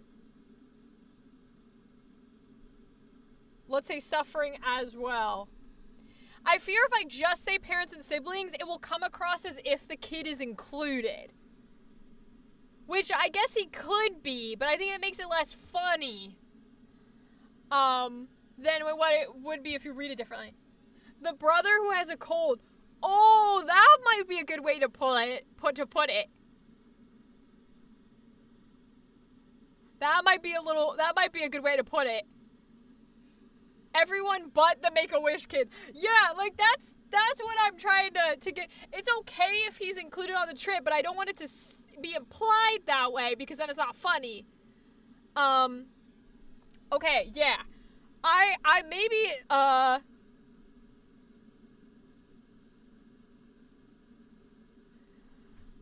yeah, maybe a Make-A-Wish kid's brother who has a cold.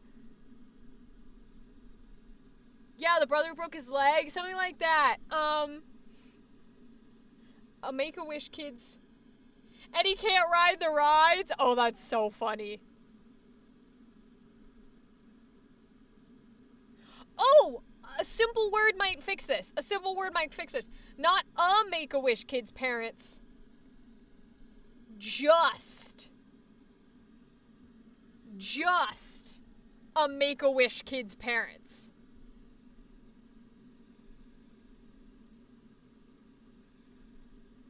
Okay, don't we love the English language? I love the English language. Oh my god. All we had to do was use the word just.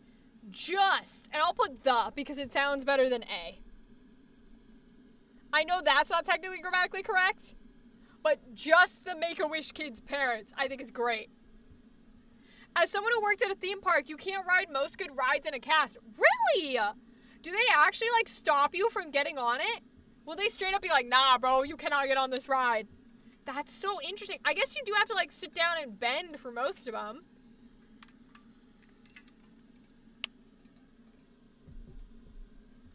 Okay, we got it to work the way we wanted to. Here, let's go. We love the English language. They really do stop you. Damn. That's crazy. Okay. I have this concept, and you guys will have to help me word it, where it's like getting alcohol for your alcohol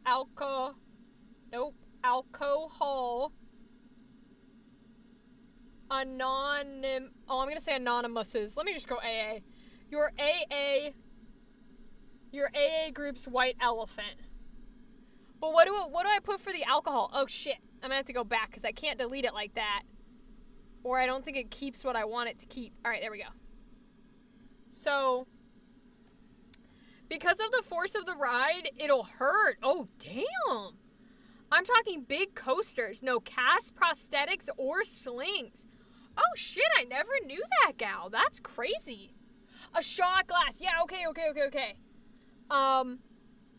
Shot glasses and I'm going to be non-alcoholic here for a second. What do you drink as a shot? Like, would I put a bottle of whiskey? It's not wine. Is it vodka? What do you take as a shot? A bottle of what? Vodka. Okay, thank you. Bathtub gin, all of this works. Shot glasses and bottle of vodka. And then it's your AA group's white elephant. I just had that idea in my head. I was like, I have to do this one. I have to. It's like, it really is just like line it up and shoot. Vodka, tequila, or gin. Okay. Got you. Yeah, as someone who doesn't drink, I have no idea. I know it's not wine, and I know it's not beer, and that's about it. Okay. What could be another one? Or, well, we could put a pause on this too. We did reach 20. Well, technically we have an example one at the beginning. So, let me delete that. And so technically we are at 20 now. So we need one more, and then we'll take a break and we'll talk about Candela Obscura and our stage show and stuff. So let's see. What could be one more we could do? What could we do?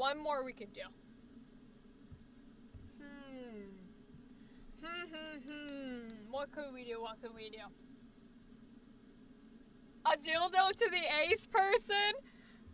I love that. The problem is, I think that's a great gift. I'm definitely going to hell, but yeah, I think that's an excellent gift. Like, Oh, what about something that's like, because this is what makes me think of what you just said. What about something that's like furry related, where it's like furry art of their favorite character, and the who is someone who's not into that kind of furry art.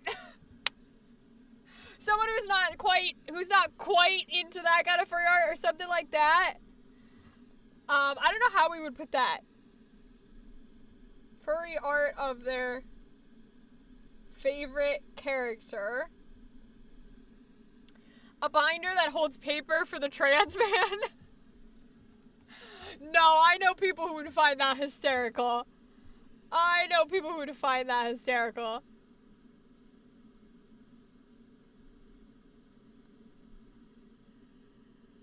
Art needs to be in quote.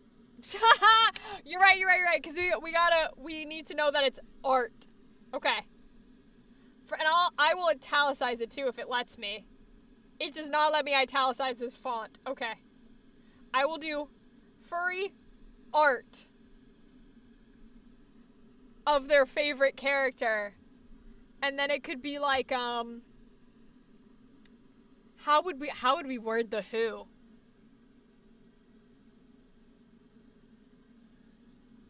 It won't let me do it in this font. This font does not italicize, I'm afraid. See, it's not lit up here. Does not do italics in this font. I know. I can't. Wait, you said something that made me think of something. Oh, your binder joke made me think of something that was, Oh, I can underline it. That's a good idea, actually. What if we did one that's like, what is your gift? Pronouns. And then it's like, to your right-wing uncle. Or something like that. What if we did that? Is that funny? Pronouns and a blue wig. I'm allowed to make that joke. Is that funny? To your conservative uncle. Oh, not two. We don't need the two.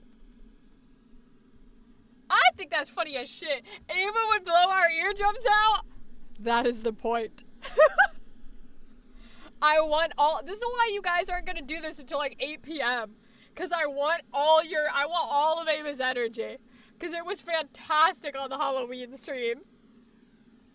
I like this one. Let's pause here for a second, cause I like that one.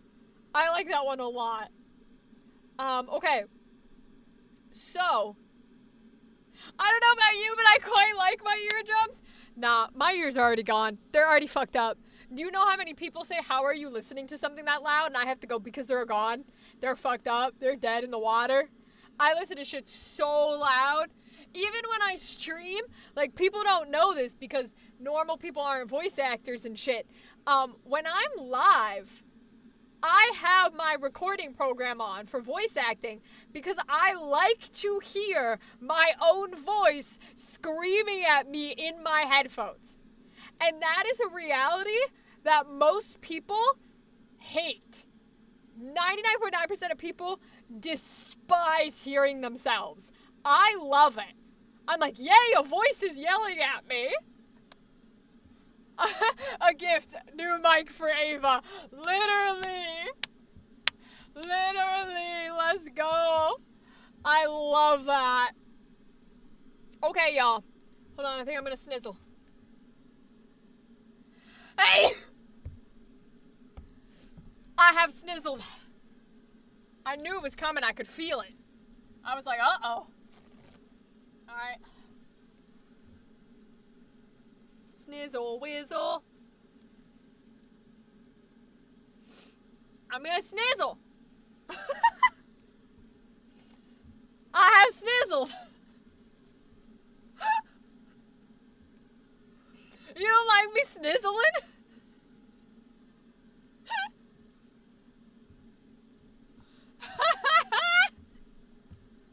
What? You don't like me snizzling? I snizzled. You ate a piece of bacon? Nor are you from the 80s. First of all, bacon sizzles. Not the word I said. And second of all, they did not say snizzle in the 80s. I get where you're going with that, though. They did do, like, the, you know, that. I can't even think of the word that they actually said. But I know what you're talking about. Snizzle whizzle. When you sneeze, you snizzle whizzle. Yeah, for shizzle. That's what it was. That's what it was. Yes. Nah, man, I snizzle whizzle. It's like what people say for their animals when they talk about their animals, like, and they go, do you have little teefsies? Do you have little teefsies? Except the one I use for humans is snizzle. I'm having a stroke. I say snizzle. Because I don't say bless you. So I just say, hold on, snizzle time. Oh, my Lord. Lord help us. This is the world we live in. Okay, so my main people are here. We got Theta and Gal and a bunch of people lurking who I know are passionate about our improv shows and other such shows. So, I want to tell y'all, we made the promise this year that in 2025, we are getting our Candela Obscura show, or something to the equivalent, on a theater stage. At this moment in time, I am sticking to that. I want it on a stage. I do not care if it is one performance. And honestly, I barely have the money to afford one performance. Well, hopefully we can redeem it in ticket costs and like Ko-Fi or Kickstarter or whatever the fuck it is. But I have been talking to some people about it. And because I can be a director, I can be an overseer, I can be the game master, but I can't be everything that a theater production needs. I don't know costumes, I don't know makeup. I would love to have like a set person or some sort of, the word I've been using is an artistic designer, to like sit with me and go, okay. I go, hey, here's the theme chat decided, and they go, great. Here's all the shit we brought of ideas. Now let's make it happen. I've spoken with some folks I know from my college days and my days in Philly, and they might have some interest in being a dramaturg. For those who don't know, dramaturgy is the study and research done into history and culture that you're going to be representing, and you bring that to whoever's working on the piece, and you implement those ideas. So I have spoken with people who are interested in providing their ideas for how we can implement our concept, how we can do so culturally, how we can do so era-wise, etc. And our current cast, I don't know if all of the Season 2 cast will come to our stage show and be in it, but our current cast has expressed a couple of ideas for themes. They have talked about doing something medieval with like knights and swords and King Arthur-y. But the way, my concern is, hey, that's very fantasy. That's not very horror. So my only way I could see doing that in a more of a horror-ish thing is if we go very dramatic, like Shakespeare style. Like Macbeth or Hamlet, except there's fake blood and the witches are actually scary and the ghost of Hamlet's father is actually scary, right? That kind of energy. So that has been proposed by the cast. We, of course, have made a whole list of themes here in the community, and I want to make sure to get y'all's opinions now and further as the year goes by on what you're thinking would be best for the stage show. So we've talked about the hospital theme, we've talked about a circus theme, we've talked about religious stuff, we've talked about apocalypse, so like zombies, robots, etc. We've talked about the hunting, like hunters being chased by a serial killer or a monster, lots of jump scares, hiding from things and trying to be silent. We've talked about hauntings and ghosts, so seances, possession, Ouija boards, voices, visions, etc. We talked about monsters, where it's just a big old creature and we're going to have a big old combat. Sort of Dracula style, Frankenstein style, werewolf, that kind of thing.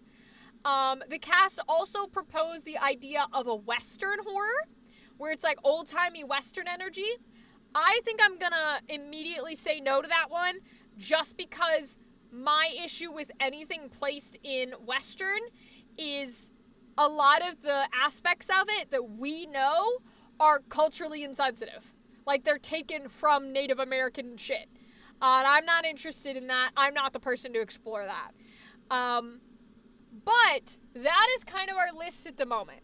And I want to talk with y'all, what do we think for an on-stage horror, an on-stage show? What do we feel like is going to be the best in that environment compared to doing the series where you guys sit down and you watch us improv, right? Where we sit down and we improv over a table.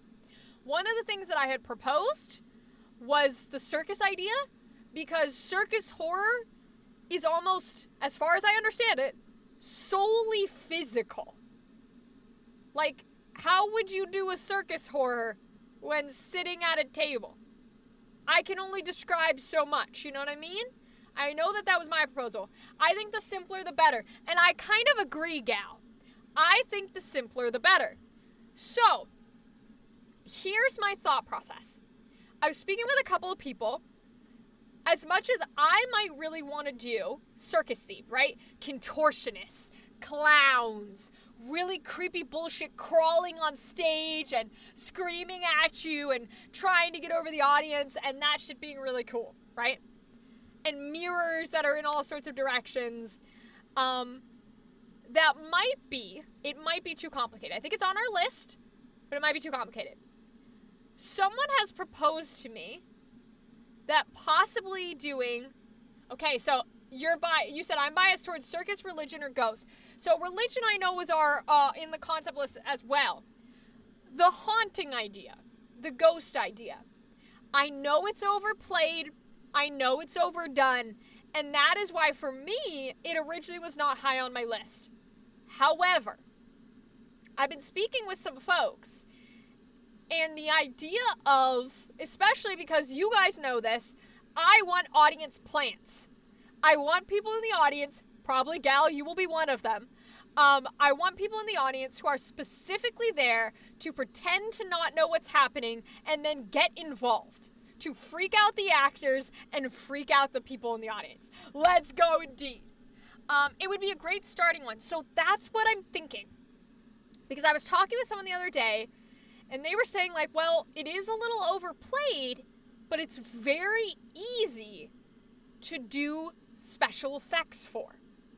It's very easy to my ass will be front and center? Yes. Let's take you as an example, Gal.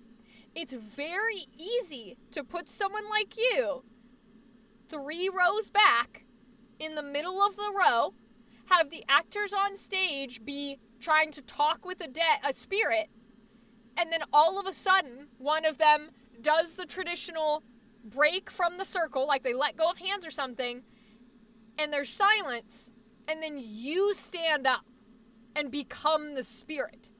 And it's only for a minute or two of you just giving this speech, but everybody here is like, what the fuck is happening? And then you go back down in your seat, and anybody who talks to you about it, you'll go, what do you mean? Right? It's a very easy and very chilling thing to do. Your plants can do sound effects in the audience? Yes. So if you guys have seen Critical Role's Stage Candela Obscura, Spencer does this thing where he goes out before anyone, and he's like, guys, if I do this hand motion, I want you guys to do these sounds. We're doing that. Oh, I'm spitting. I'm so excited I'm spitting. Oh my God. I'm so sorry, y'all. This just makes me so happy. I want to be on a stage so bad again. Oh my God. Let me make sure I clean that shit up. Okay. Put a speaker under their chair. Yeah. To do voices and whispers, we have speakers that are doing very specific pitches, right? We can have like air and stuff, almost like a 4D movie theater that is blowing. We can have cold spots that specifically release like cold. You know what I mean? I think ghosts would be fun to do. And so that's the thing, is I think it ties together 2 things.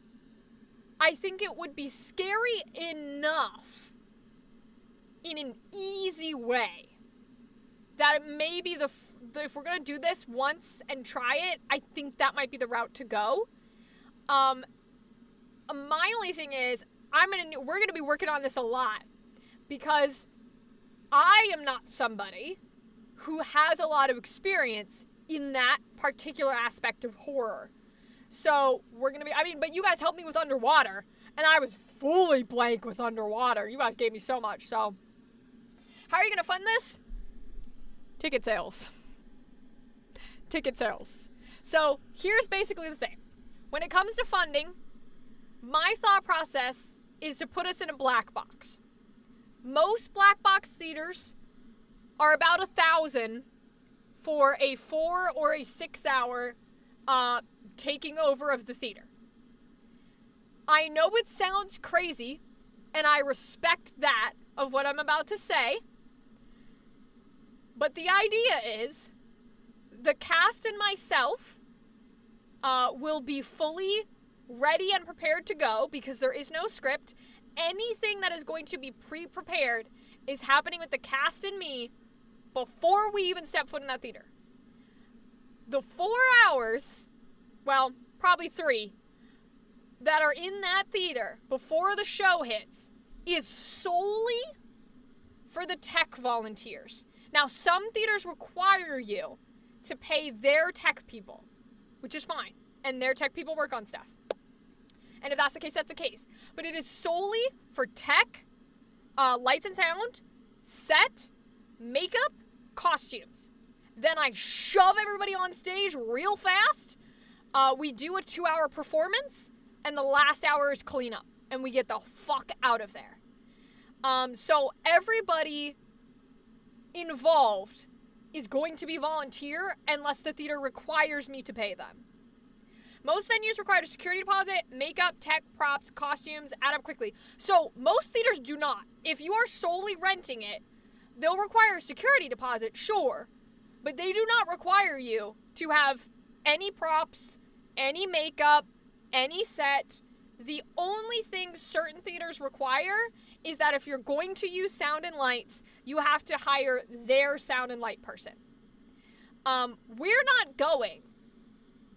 not trying to be on a Broadway theater in New York City. Like I said, black box. As in, we're bringing our own chairs. It's like that kind of thing. No, I mean, you want props, makeup, and costumes. Yes! But you have to understand. Volunteers. Volunteers. I'm not planning to go down to New York City. I am not even necessarily planning to go back down in your route to Philly. The only reason I would go down to Philly is because my network might be stronger in Philly. And actually, because their black box theaters at the moment are cheaper to rent than the ones, I'm not going to say where, but anywhere else that I'm looking. There are some black box theaters in Philly that are fully cheaper to rent than anywhere else I'm looking. So that would be the reason I would go back down there. But it's fully going to be a volunteer. You can sleep at my house? Let's go. Well, see, that's the issue. Is if I go down to Philly, probably what I would do is I might invite some of our original cast, but they would have to fund themselves. If not, I'm going to try and get cast from, I mean, it's literally a 2-hour performance. But basically, we'll see what we can do. The issue of going somewhere that I am not local to is I now have to pay traveling costs. And that's a big boy fee that I would not feel comfortable recouping from ticket sales. My hope is that if we can fill, and it'll be fully up to you guys, up to all of the cast members' family, up to y'all's family, up to my family, to buy tickets, to recoup ticket costs. That's the hard part. Is like if we have 100 seats and it's $20 a ticket, that should be enough. Late to stream, sounds like I missed a lot. Not even a couch to sleep on. Hi, Dadley. Welcome, welcome. Dadley, we are discussing the prospects for getting our show, our Candela Obscura show, on a stage next year. Because I am determined and I want it done. We are talking about the logistics and also what our theme is going to be. Gal and I were discussing, and folks who are lurking are listening. I think our theme, as cliche as it might seem, is going to have to be a haunting. It's going to have to be a very traditional possession haunting because it is something that is the easiest and cheapest to do scary, right? I would love to do circus where there's contortionists and clowns and mirrors and scary shit, but that's really hard to do. It's really hard to do. Whereas something with possession and ghosts is easy to put down voices and to put down, like people in the audience plants and stuff like that. So it might have to be haunting, but I'm open to anyone's thoughts.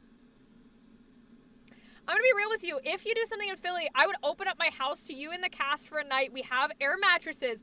All you have to do is like dogs. Gal, that's so sweet of you. So here's the thing, right? The issue becomes the location issue. Besides travel, let's take out travel for a second.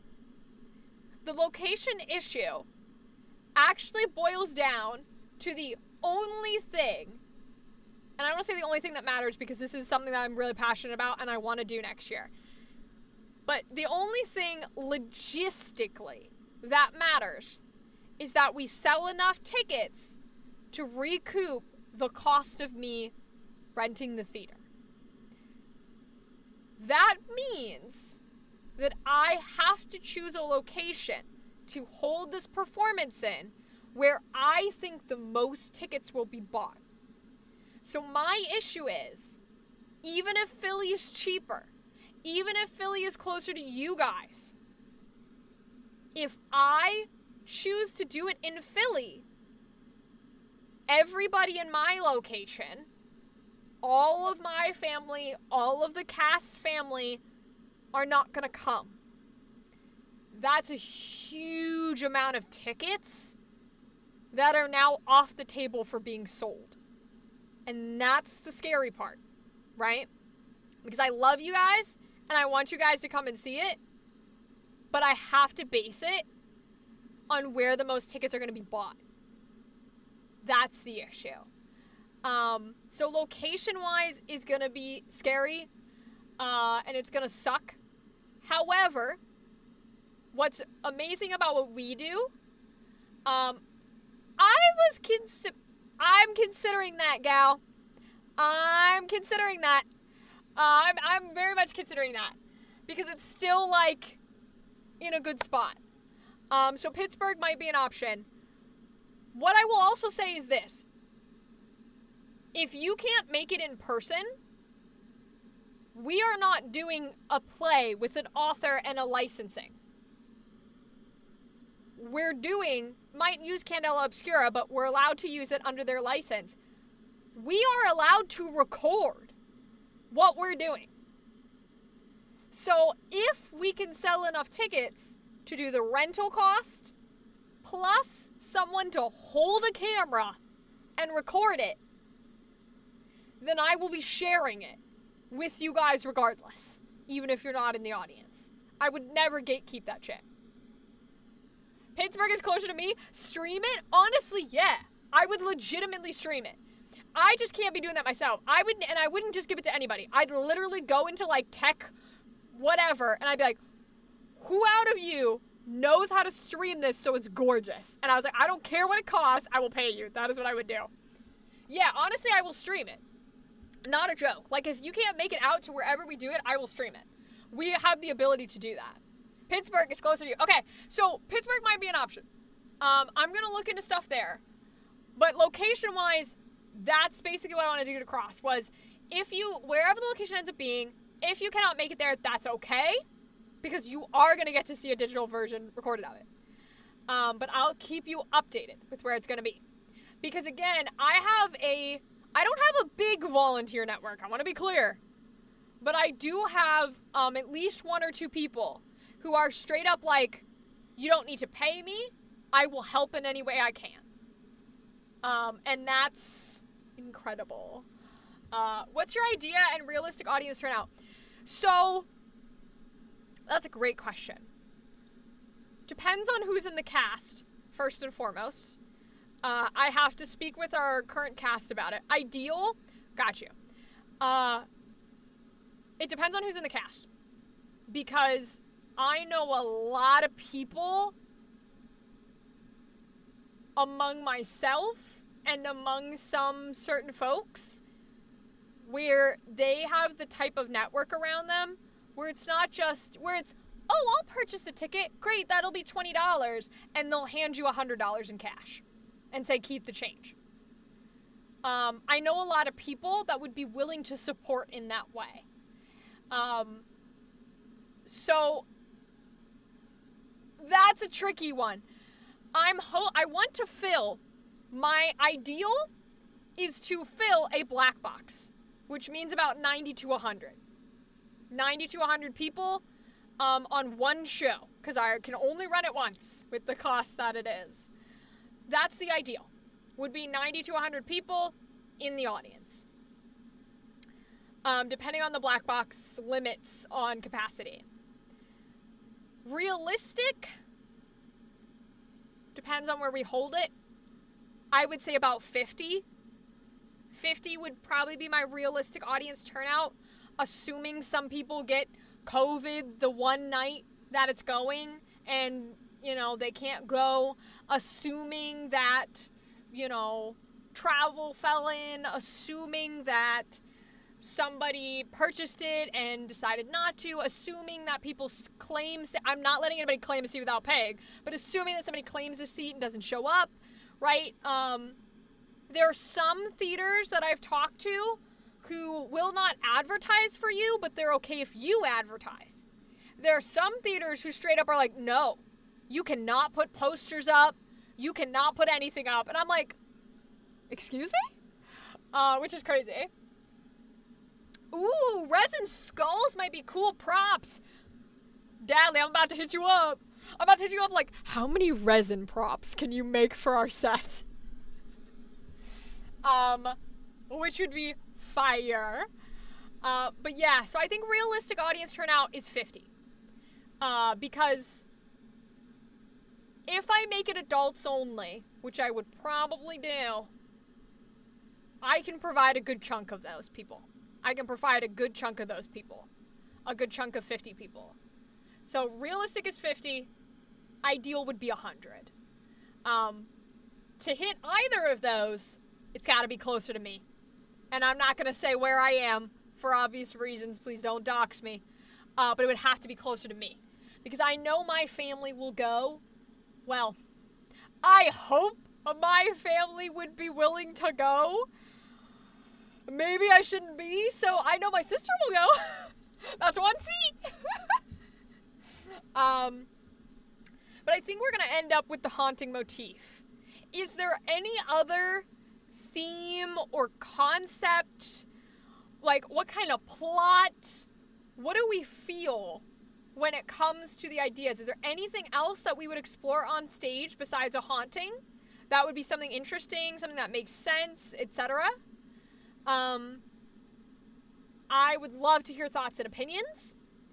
And I will also say, what's the word I was gonna, I just had something I was gonna say. Yeah, I will say any sort of out of the box is fine. Ghost in a church, combine the religious and the ghost. So we could do like, please excuse me, because this might not be the right movie, because even though I like horror, I actually have not seen a lot of horror. Is it The Conjuring? No, it's The Exorcist. The Exorcist is the one, her on the bed, and it's like Satan, right? We could go traditional route, where there's like somebody who gets possessed by like the devil or some shit. We could do that. My only thing with a haunting is I want my cast moving around. If we are in a black box, for those who don't know, a black box theater does not have a stage. You and the audience are on the exact same floor. The only difference between you and them is they're sitting down. Sometimes there's no curtains. There's no backstage. There's no windows. There's no nothing. And I want my cast moving. I don't want us sitting down, because then we're just another D&D show on a stage, and I don't want that. We have the ability to move. I want us to move. That's my only concern, is like, what gets us up and moving and acting with the haunting? I mean, what's religion if not believing in things we can't see? True. Only exorcist I know is the anime Blue Exorcist. God tier anime. We love Blue Exorcist in this house, okay? You could make it a ghost mystery. They have to find the ghost out of the 2 to 3 plants. Oh, that's fun. That's cute. I like that idea. I like that concept. I still want to tell a story. So, for example, combining the audience with the story is fine by me, but I do still want to tell a story. For example, when Critical Role did their stage show, they did one where the cast was playing like people in a film industry. And they opened the show as if the audience was sitting with the characters that the cast were playing and talking about the character's new film. And then once they ended that scene, we're now watching their story. the audience is no longer here. That's kind of the energy I want, is the audience can be involved, but there is a story.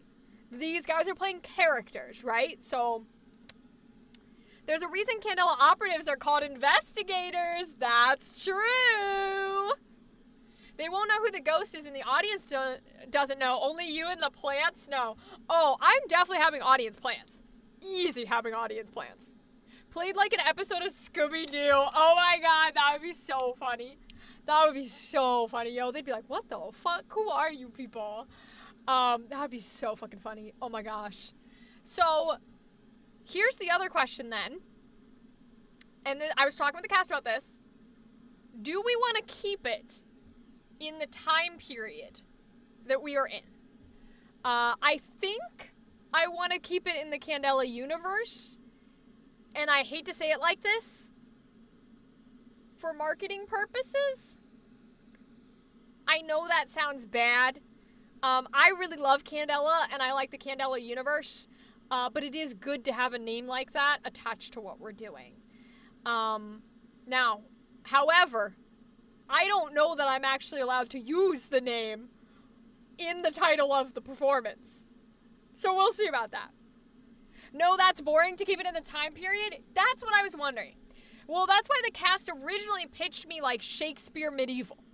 They were like, well, can we do like really dramatic medieval times horror? And I was like, medieval times doesn't really do horror. I love the Shakespeare drama, but that's really hard to do horror back then. And then you've got like armor and swords. Really hard. So the question becomes, what time period do we put it in? The thing about medieval is it's fancy and expensive. So, yeah, right? Like, so a lot of them have, like, Ren Fair costumes. So we could do that time period without it being too bad. But I don't know. The only thing that I could see being that old, and it's not even technically that old, and being scary, is if we go my route and we do something like the plague. Witch doctor masks, rat sounds, they're like eating people, there's plague, there's disease, right? That's the only way I could see it going, to where it's scary and in that time period. I don't think you guys are going to want that. I know that like rats and disgustingness is solely a me thing that I enjoy. I don't think we do that. What if you did like Salem witch trials? Ooh. Or post-apocalyptic. Medieval torture is spooky, but see, okay, so medieval torture, I think, falls into kind of even plague falls in here a little bit. It's less scary and more gross. And no matter how you try to twist it to scary, it tends to be more of like a, than it does a, yeah. And that's my issue too. So we're gonna not do medieval. I like post-apocalyptic. That's a cool energy. My only problem with post-apocalyptic is I don't know that you'd be looking for ghosts in a post-apocalyptic time. You know what I'm saying? I know, I don't mind witches. I don't mind Salem witch energy. Investigators disguised as plague doctors. It's not the worst idea. I'm gonna write some of these down. These aren't the worst ideas, actually. Let me write some of these ideas. And obviously I want your guys' opinion. This is the whole point. Investigators as plague doctors. Salem witch trials. So, okay. If we did, let's talk about this witch sort of era for a second. Oh, found footage is a great one. Found footage. Gal, that is exactly where I was going. So, arguably, Little Hope is the worst game in the Dark Picture Anthology series. However, if we go old-timey witch energy, I think that's the vibe I would go with. I liked Little Hope. That's totally fine. It's still the worst game. if we go that energy, I like the idea of some sort of, okay,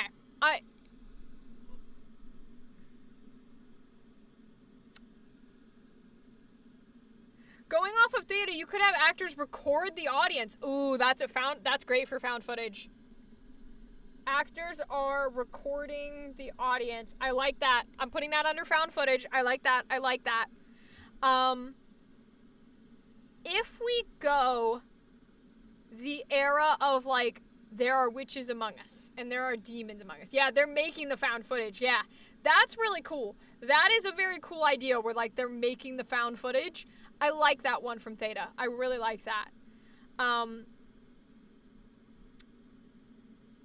If we go a witch trial thing, I think what I would want to do is make it so that, like, we do have a big scary possession evil demon thing, right? That they do have to fight to some extent. I think that would be cool if we sort of have that. Even if we, like, hive mind it, right? Let's say that there's, like, 6 plants in the audience, and all of you guys have been told, like, hey, I'll do this hand signal, or this sound will play, or I'll say this word. And when you, like, each one of you have a different one. And when you hear that, you stand up because you are now the creature, like, possessing a new host. And I want you to run to the stage and try to get on it, right? And climb it. And then maybe one of the players, I'll make sure a player has a character that can, like, do some sort of, like, magical bullshit, right? And then that drops one person, but another starts running. Like, maybe we're necromancy energy or something. If you did found footage, you could have 2 acts. Act 1 is making the footage, and Act 2 is the future, where they're trying to solve the mystery. Gal, I love you. You're getting too big. We only get 2 hours maximum. And it's going to be crazy for me to try and do 2 hours because I run 4-hour sessions. So trying to do a 2-hour session is going to kill me. But we only get 2 hours maximum. So I love that. It's too big. It's too much. But I adore that. And I will write that down for possible sitting at the table versions. Let's see.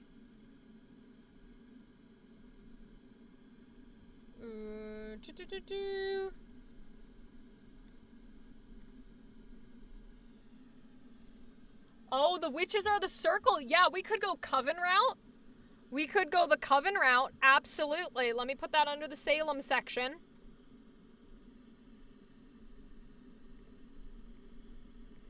Circle is the Coven.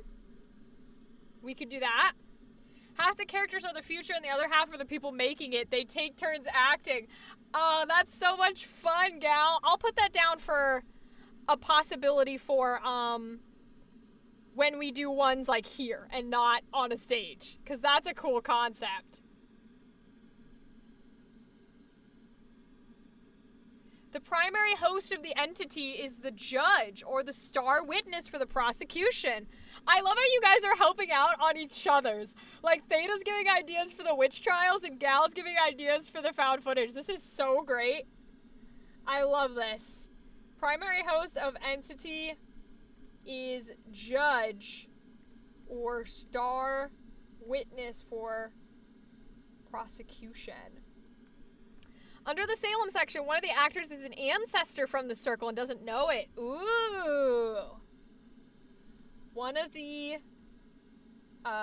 players has an ancestor from the circle and doesn't know it.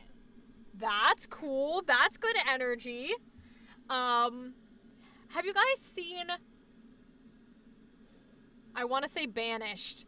And that's not what it's called. Is it Betrayer? Not everyone liked it, but I liked it. Fuck. Scottish protagonist. Is it Banishers? What's the Ghosts of New Eden? Okay, Banishers, Ghost of New Eden. So, Banishers Ghost of New Eden is a game where they are like people who go to other people who are being haunted by ghosts, and they try to do things to either banish the ghost and get rid of the ghost, like send it to hell, or to give it peace so it like goes off to whatever heaven is. We could do something that energy too, and that's why people are like freaked out by them. Hi, welcome T-Puck. We're working on our stage show. We put on, at the moment, Candela Obscura, but we make tabletop RPG shows, improv shows, and campaigns. You can see them on my YouTube channel. And we're going to run one on a stage in 2025. So we're talking about what we could do that would be feasible to only do in 2 hours and also involve a lot of the stage and everything. Yes, the ancestor could be a ghost. I love that. Ancestor could be a ghost. I'm gonna put a note in here as like Banishers, Ghosts of New Eden. The circle could be Banisher style. Okay. You just play Phasmophobia. You get ghosts and found footage. Oh, that's so funny. Ghosts and found footage. Both of them are really good ideas.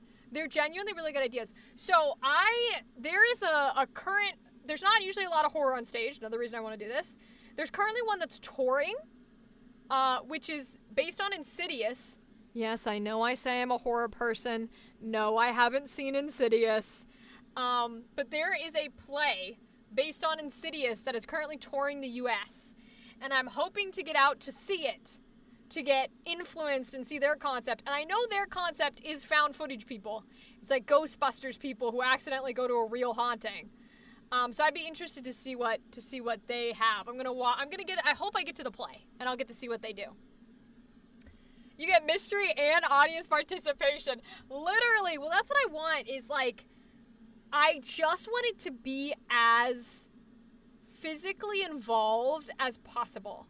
Because if I sit here and I ask myself, what is the difference? What makes being on a stage so important to me that I want to do that, and versus just doing the campaigns we do, sitting at the table and recording them. And to me, the big difference are like two things. One, the physical interactions that can happen that don't happen when you're sitting at a table. The cast is up and moving. We have props. We are using things. We're miming things. We can have fake blood. We can have lights. We can have sound. All of that is important to me. The second, something that a lot of people do not like or do not care about, or it's not their thing, which is totally fine. The second is live audience reaction. I am a theater kid through and through. I've been on stage since the day I was fucking born, and I haven't been able to be on a stage since I've been in college because they wouldn't put me on one. And it has been eating and gnawing at my bones. And you all know I love streaming because y'all are here with me to talk to me and give me live conversations and reactions.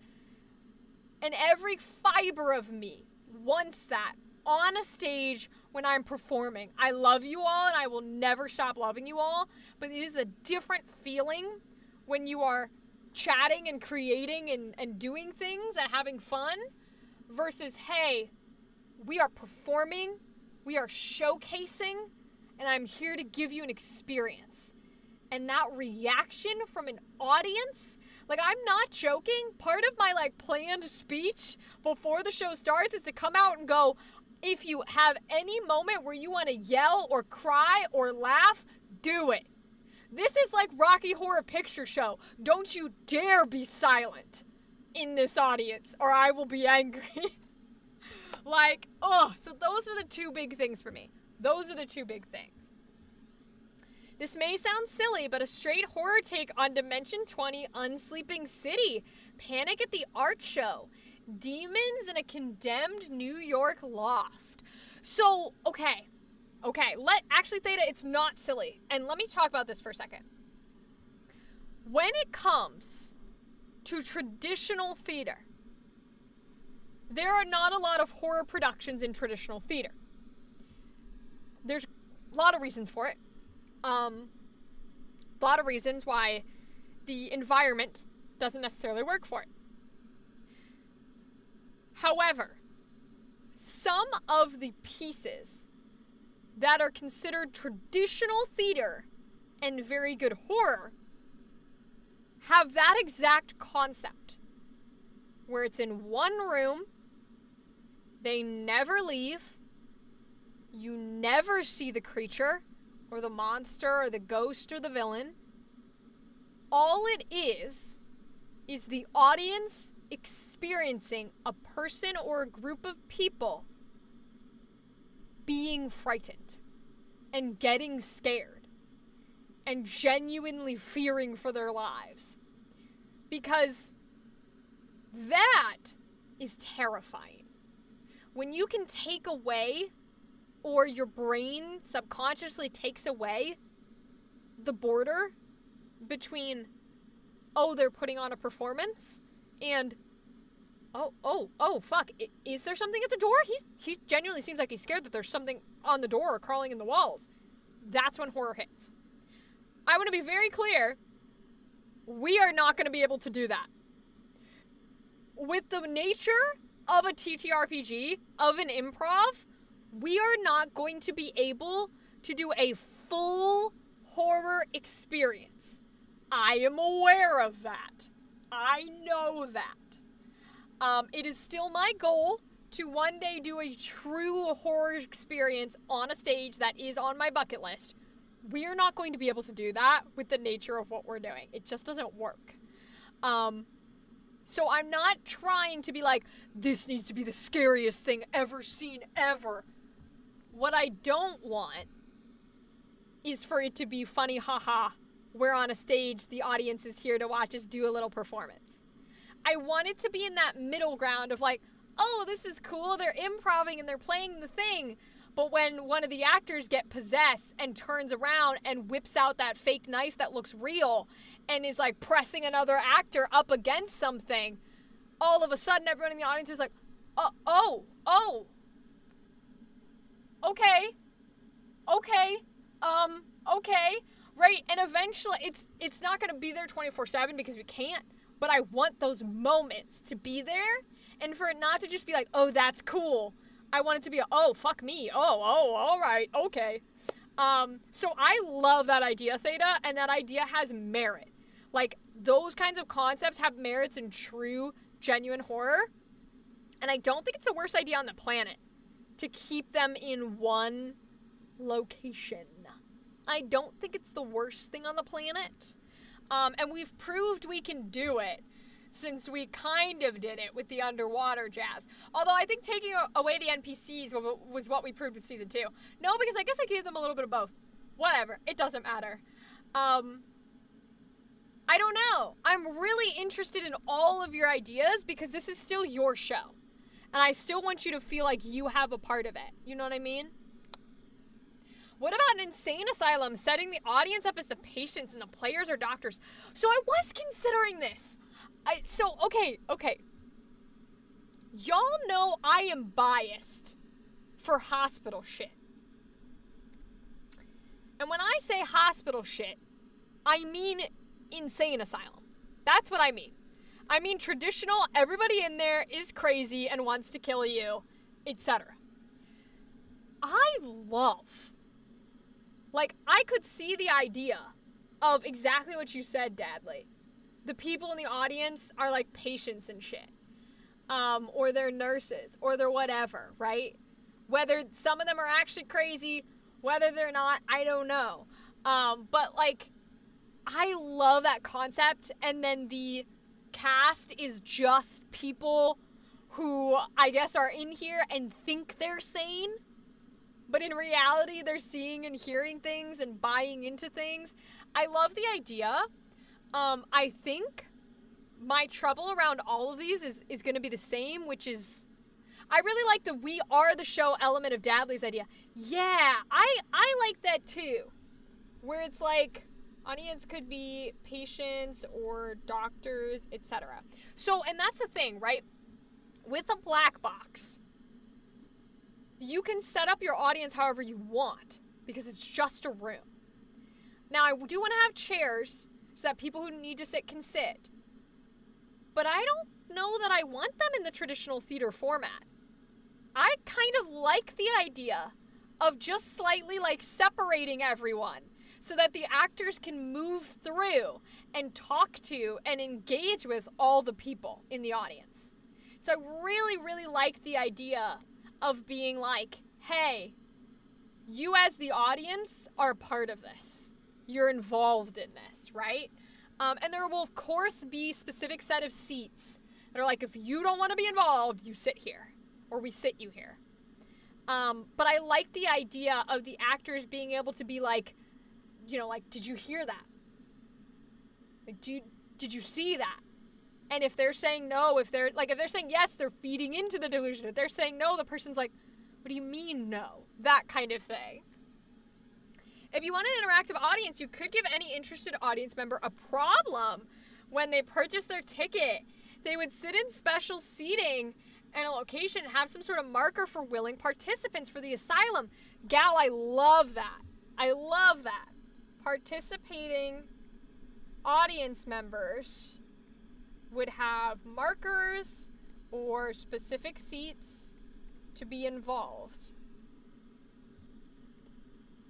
One Flew Over the Cuckoo's Nest, break out of the fourth wall into the audience. Yeah, like exactly. It's something of that nature where I want the ability for the cast to break that fourth wall and be in the space with everyone. And then when I jump in as the storyteller, like let's say they're interacting, they're doing something, and I go like, a window breaks and the sound system does glass shattering. Then all of them are coming back together where now there's no one here but the four of them.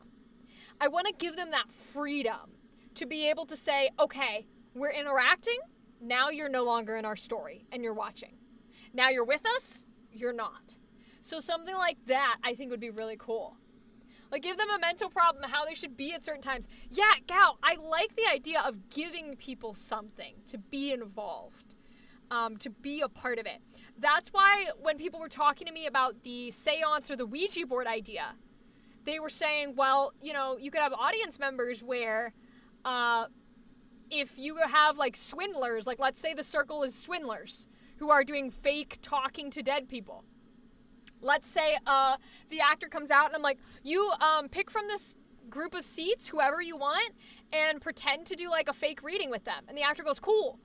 Well, this group of seats has been told to go along with whatever the actor says and make them really think that they're like talking to someone, whatever, right? So now that actor's like, oh, I'm sensing someone with like a name D. Did like they get hit in a train accident or something? And all of a sudden the audience member is like, yeah, oh my God, that was Drake. Wait, are you serious? Right? And this person in the audience is like, holy fuck. And the actor's like, oh no, right? And and the rest of the audience is like, what's going on? That's the kind of shit that would be cool. So someone suggested that to me as well for the seance idea. I'll write that down. Let's see. Audience members are told to go along with something that's like channeling a spirit, etc. Audience becomes the screams in my head with a physical cue from you, or whispers with a different gesture. Yes, T-Puck. I love gestures being a trigger for it. Audience becomes screams or whispers with a gesture of a hand, etc. So my improv group did a murder mystery. Yay, I love this. It was set in the 80s prom scene. All the actors played the main characters or suspects, and everyone who was in it was given their own simpler character. They were given a how they knew the killer and what questions they had to ask certain suspects. It was super fun. Gal, I love this. Can you do me a favor? send me, like, or put it in here because we got time. Can you describe how they knew the dead body? Okay, that makes more sense. Can you describe that a little more for me? Like, did anyone know, did the killer know they were the killer? Or was everybody simply a character and they said, this is how you know the dead person? And you should talk to these other players about, you should talk to this player about money. Or you should talk to this player about, you know, school. Or you should talk to this player about their relationship. Is that how it went? How did that work exactly? Because I'm interested. I'm very, very interested in this. Because any way of doing this, and I have faith in whatever actors join us, that they will be able to do this, because they're going to be doing it fully volunteer. Anyone who's willing to take a part of this without being paid and knows that it's running for one night and that I am some motherfucker off the street and not some famous name and is still willing to be a part of it, I believe in them. And I trust them. And I'm ready to create with them, frankly. So the improv group played the suspects, and the audience played the simple characters. Okay. The killer knew who they were, but the rest of the actors and the audience didn't know who killed who. Okay. Got it. So only the killer knows who they are. The audience is the one asking questions then. Okay, that's interesting. Interesting. I like that energy. Ooh. That's some fun energy. Yeah, see, that's what I want to do is I want to involve the audience, but in a way where they can also be taken away when they need to be taken away. Like, I want them there. I love the idea of them making sounds, of them playing along, of them going with it. And I love the idea of being like, you're no longer in this narrative. You're watching now. I think that's really cool. Stomping for a PTSD episode if someone played a veteran. Clapping for an insane actor. There's a ton you could do depending on the character. Yeah, T-Puck. There's like so much that people could do for sensory stuff. And one of the notes I have on my list here is when we were talking about what makes a stage performance different, I have sensory things. My big thing is we need to be doing sensory things. There should be music and sounds playing like the whole time. There should be different like smells or sights or visuals. I absolutely, and this might have to take some playing around, I really want to do the thing where like all the lights go out and you're trying to follow like a flashlight. And it's purposefully meant to be you can barely see them, if not at all. Like, for a certain segment of time, I genuinely want it to be that way, where you are trying to follow like a fucking flashlight that's going around, or a lantern, right? And you're like, what the fuck? And all you're hearing is the speakers doing noises of like somebody crunching as they walk, or like a whistle or a wail, and you're like, yo, that kind of energy. That's kind of what I want. I think that'd be a cool moment. Okay. All everyone knew was how they knew the dead person, and were given questions to ask suspects and answers to some questions. Okay, got you. Basically, everyone got an envelope, and no one in the audience was allowed to open it before the body died. Ooh. So the audience also got a character name, and they got into it. It was really fun, and it went really well. We left it in the hands of the audience. I love that. That's so cool. I took some of my family to a murder mystery dinner thing once, where you could do that thing where you pay a little extra for the package and you get like evidence planted that accuses them as the murderer, because the actual like cast member that was the murderer was pretending to be a person, like a normal person. And so I did that. I made them get like evidence planted. It was so funny. All the actors knew the main characters as suspects and what the relationships between each character was. That's so cool. That is fantastic. I love that. Oh my gosh.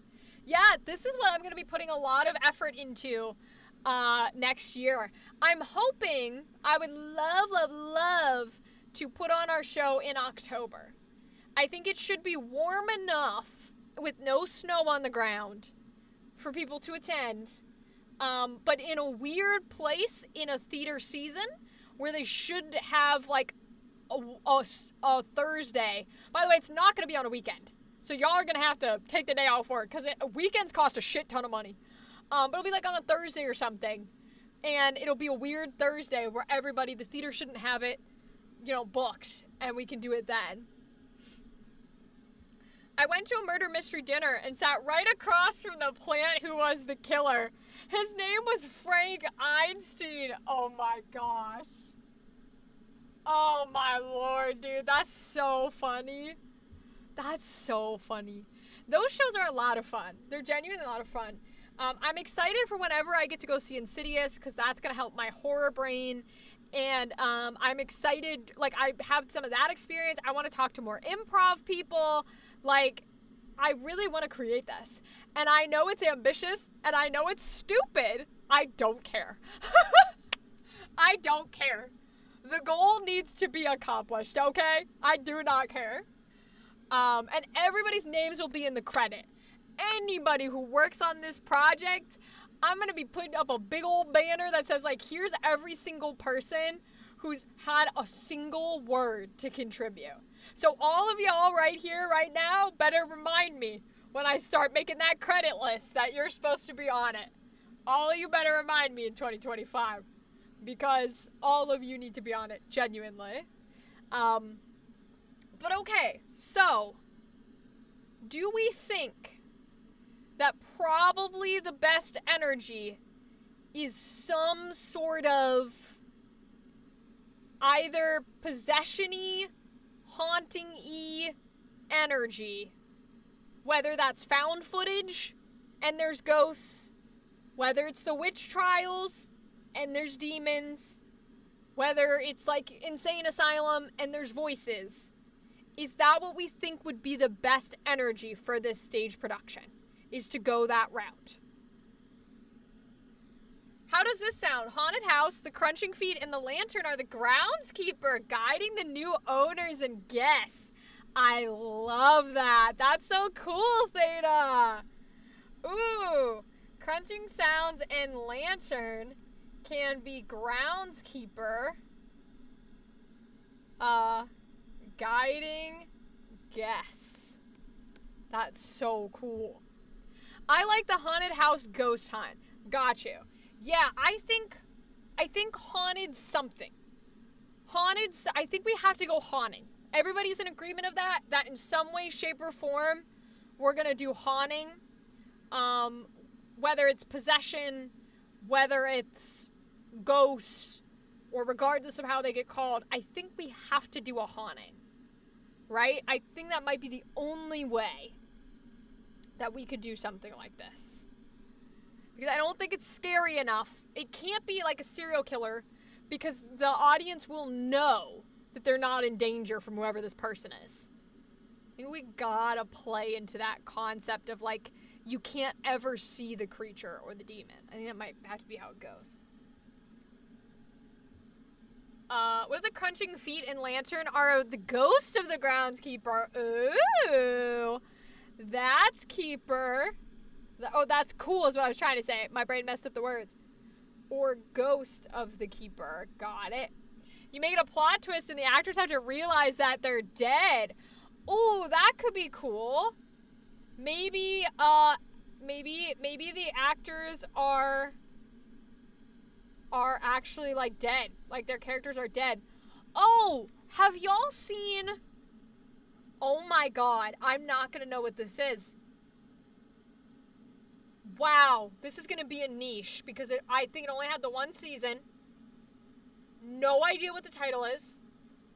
Can barely tell you anything about it. I just remember a scene where I think they're in a boat and there's this beautiful gold room. And they find out it's some sort of like time loop. Oh my god. And it's like a mystery horror. Oh no, I'm never gonna be able to find it. It's called like 1982 or something. Or like 1864. It's got like a date for a name or something like that. And basically, these people are like you're following the track. Everybody's gonna die on this boat, and we are joining them as they're going through their experiences, like being terrified, getting whatever, trying to escape, only for them to realize at the end that they have already died. This is just a time loop that they keep reliving. I'm never going to remember what that show was called. Holy shit, but that just sprung to my brain with that. The audience is told to ignore the actors when they interact with them, and they only get furious. Yeah, like that could be cool. Audience maybe ignores actors. Yeah, whatever it is, right? Oh my god, I'm never gonna remember what that show is. Fuck me, dude. I think even if I Google it, it wouldn't show up. Show where they find out they're dead in a time loop on a boat crash, I think?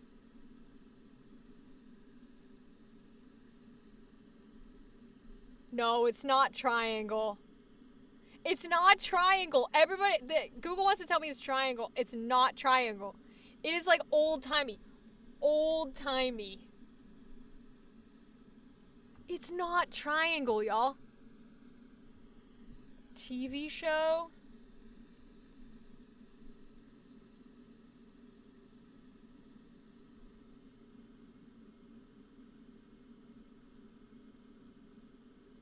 Oh no. It's like something about they're in a time loop and then the guy, oh! Is this what it is? I found it. Okay, I found it. Holy shit. I think this is it and I never found it. Oh wow, this might be it. Yes! Holy shit. I don't know how I just found this. Okay. It's 1899. I knew it was a date. I knew the name of the show was a date. 1899. Basically, the plot is that these people are on a ship and they see another ship that looks like it needs help. And so they go out to it, but the ship is abandoned.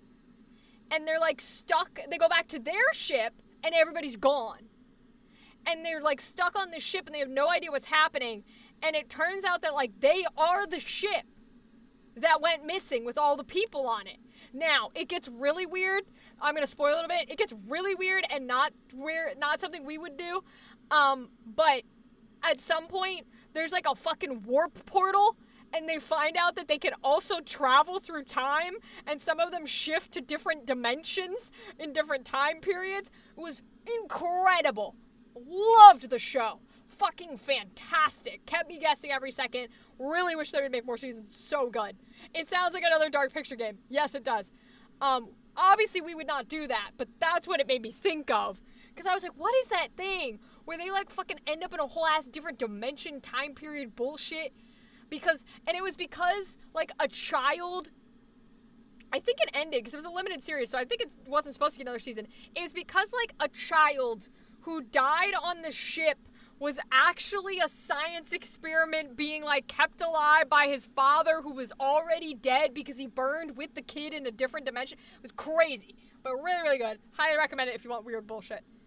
Sounds like the Souls of the Damned for Pirates of the Caribbean. Yes, it does. Yes, it does. Okay, y'all. I have appreciated this chat here today because we have discovered a lot about what we're going to do. And I'm going to go and I'm going to work on that.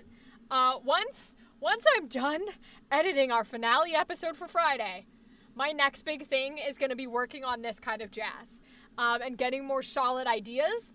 If anybody is interested in volunteering to help with different aspects, feel free to let me know. We're not going to need anything physical yet, but you guys are always welcome to give me any ideas or stuff like that. And I will take it as we go. I volunteer as tribute. Gal, you don't get a choice. You don't get a choice. You're going to be involved in whatever the fuck I could put you in. That's just kind of how this world works. But, yeah, so Wednesday, we might play some Christmas itch.io games, because I kind of want to do some of those indie things. We might, yeah, I figured, yeah, you better figure. And then Saturday, of course, we're going to start our stream at, probably around 1 p.m. It's going to be very chill and relaxed, so no biggies. Everybody gets gingerbread cookies. I'm going to have water and Pop-Tarts and gross chocolate and whatever y'all want, because everybody gets a gift on Saturday. If you show up to the stream, everybody gets a gift. Not monetary money. You will not get money at all. Don't expect it. Or anything physical. Gingerbread titties. If you want that to be your gift, that could be your gift. But yeah, so Saturday will be our Christmas stream. We'll be live for quite a bit. Not all day, but for quite a bit. You're telling me a gingerbread this man? No, you didn't. No, you didn't. Oh my god. Lord save me. That's funny as shit. Okay. Who should we raid? We gotta raid out tonight. We can't raid Gal, unfortunately. So who should we raid out tonight? Let's see. Who's doing important things? We want to be nice and help people. Pain. Yep, sorry, Pain. What is... Let's see. Baldur's Gate. Marvel Rivals. What could we do? I like finding new people to raid. Especially folks that are a little smaller, because raiding folks that are smaller is nice. And we should all do that. It is helpful. Alright, guys. Any suggestions? You want me to start scrolling? Because I will scroll. I will scroll. There's so many cool things. I go into the creative category, and there's so many cool people. Like, oh my god. Look at all these people doing things. Pegasus Witch VT. Okay, let me look them up. Pegasus Witch VT. Let's see. Is that their VTuber? Holy shit, that's gorgeous. Oh my god, that is a gorgeous VTuber. Okay, we can try and raid Pegasus Witch. Let's see. She's playing golf with friends. And has a gorgeous ass VTuber avatar. Damn. Okay, y'all, before I send this out, I want to say thank you. Genuinely, Gal, Dadley, oh, fuck, I lost every brain cell. Hold on.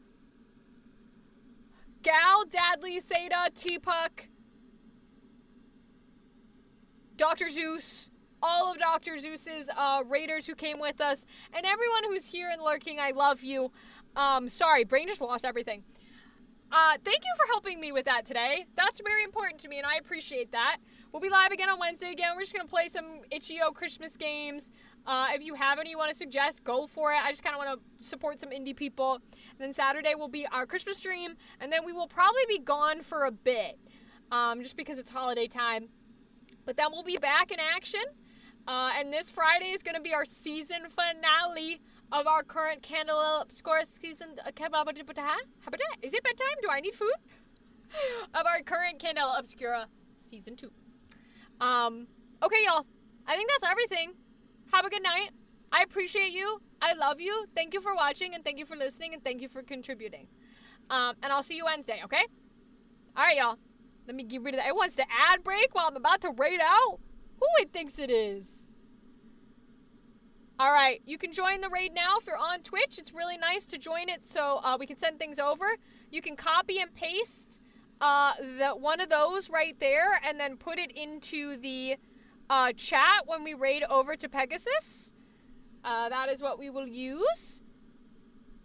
I'm copying it myself. Oh, it wants to copy as an image. Crazy. So we can send that over for the raid. If you can join the raid, that's amazing. If you have to peace out after, that's okay. But it's always good to raid new people, meet new people, because the numbers help for them. All right, y'all. Here we go. 3, a 2, a 1. Goodbye!